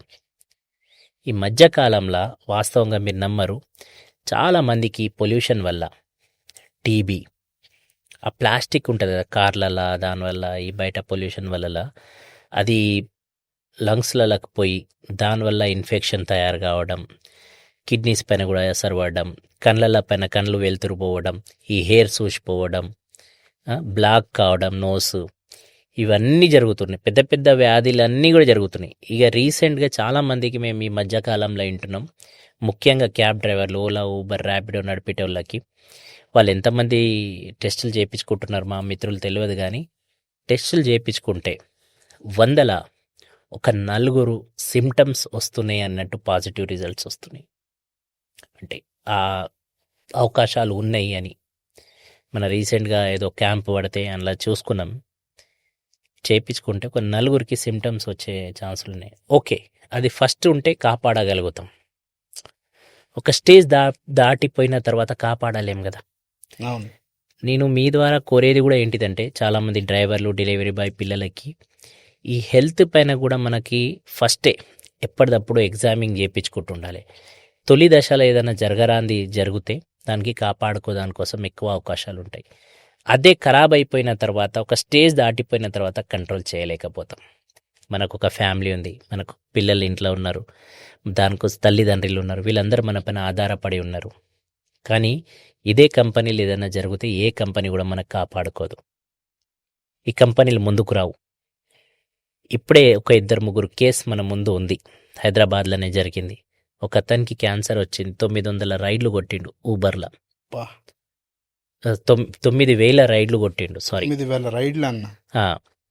అతనికి క్యాన్సర్ వచ్చింది, అతనికి ఇన్సూరెన్స్ లేదు. ఇప్పుడు హాస్పిటల్లో పర్ విజిట్ 1,50,000 పెడుతుండు, ఆస్తులన్నీ అమ్ముకుండు.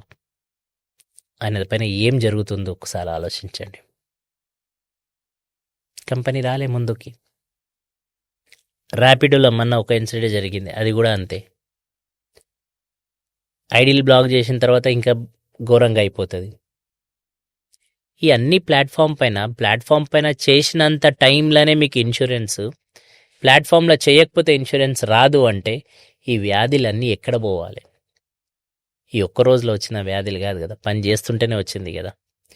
ఒక డెలివరీ బాయ్, ఒక డ్రైవరు 18 గంటలు పని చేస్తే నడుములో ఏమంటారు అది పోయి పోయి తను నడవలేని పరిస్థితిలో హాస్పిటల్లో అడ్మిట్ అయ్యి ర్యాపిడోలో, ఆయన కూడా సుమారు 8,000 రైడ్లు ఏదో చేసిండు. నడవలేని పరిస్థితుల్లో ఇట్లనే కొద్దిగా హాస్పిటల్ పోయి నిమ్స్లో అక్కడ ఇక్కడ అడ్మిట్ అయ్యి లాస్ట్కి ప్రాణాలు కోల్పోయాడు. ఇవన్నీ హెల్త్ ఇష్యూస్ వల్ల కోల్పోయినవి. దీనికి ఎవరు బాధ్యత తీసుకుంటారు? ఏ కంపెనీలు బాధ్యత తీసుకుంటాయి? ఏ ప్రభుత్వాలు బాధ్యత తీసుకుంటాయి? అందుకోసమే మా పోరాటం. వీళ్ళకి ఒక సోషల్ సెక్యూరిటీ కావాలి, వీళ్ళకి దీనిపైన మంచి హెల్త్ స్కీమ్స్ కావాలి, వీళ్ళకి ESI, PF, health, maternity, pension లాంటి స్కీమ్స్ ఉండాలి, వీళ్ళ పిల్లలకి స్కాలర్షిప్ ఉండాలి, మెరుగు అయిన వైద్యం వీళ్ళకి అందాలి. ఒక కార్పొరేట్ స్థాయిలో వీళ్ళకి మనం ట్రీట్ చేయాలి. అదే ఒక కార్పొరేట్లో ఏదైనా మంచి చెడ్డ జరిగితే వాళ్ళకు ఒక కార్డు ఇస్తే వాళ్ళకి టోటల్గా బయటికి వెళ్ళే వరకు అంతా కవర్ అవుతుంది. ఇక్కడ ఆ ఫెసిలిటీ లేదు.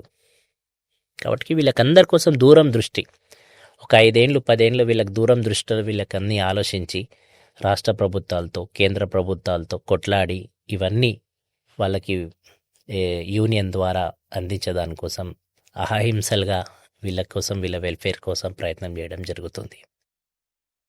అన్న, మీరు ఇంత బిజీ షెడ్యూల్లో కూడా మీరు ఈ టైంలో కూడా మా కోసం వచ్చి ఇంత టైం కేటాయించినందుకు అక్కడే మాకు అర్థమవుతుందన్న మీరు ఎంత కమిటెడ్గా ఉన్నారనేది, మీరు మీ కాజ్ కోసం ఎంత ఫైట్ చేస్తారు. ఇది నా బాధ్యత అన్న. సో మీరు ఇలాగే మీరు ఫైట్ చేసి మీకు కావాల్సిన హక్కులు మీరు సాధించుకుంటారని మనస్ఫూర్తిగా మేము కోరుకుంటూ సెలవు తీసుకుంటున్నాం అన్న. Thank you so much for your time. Thank you thank you అన్న.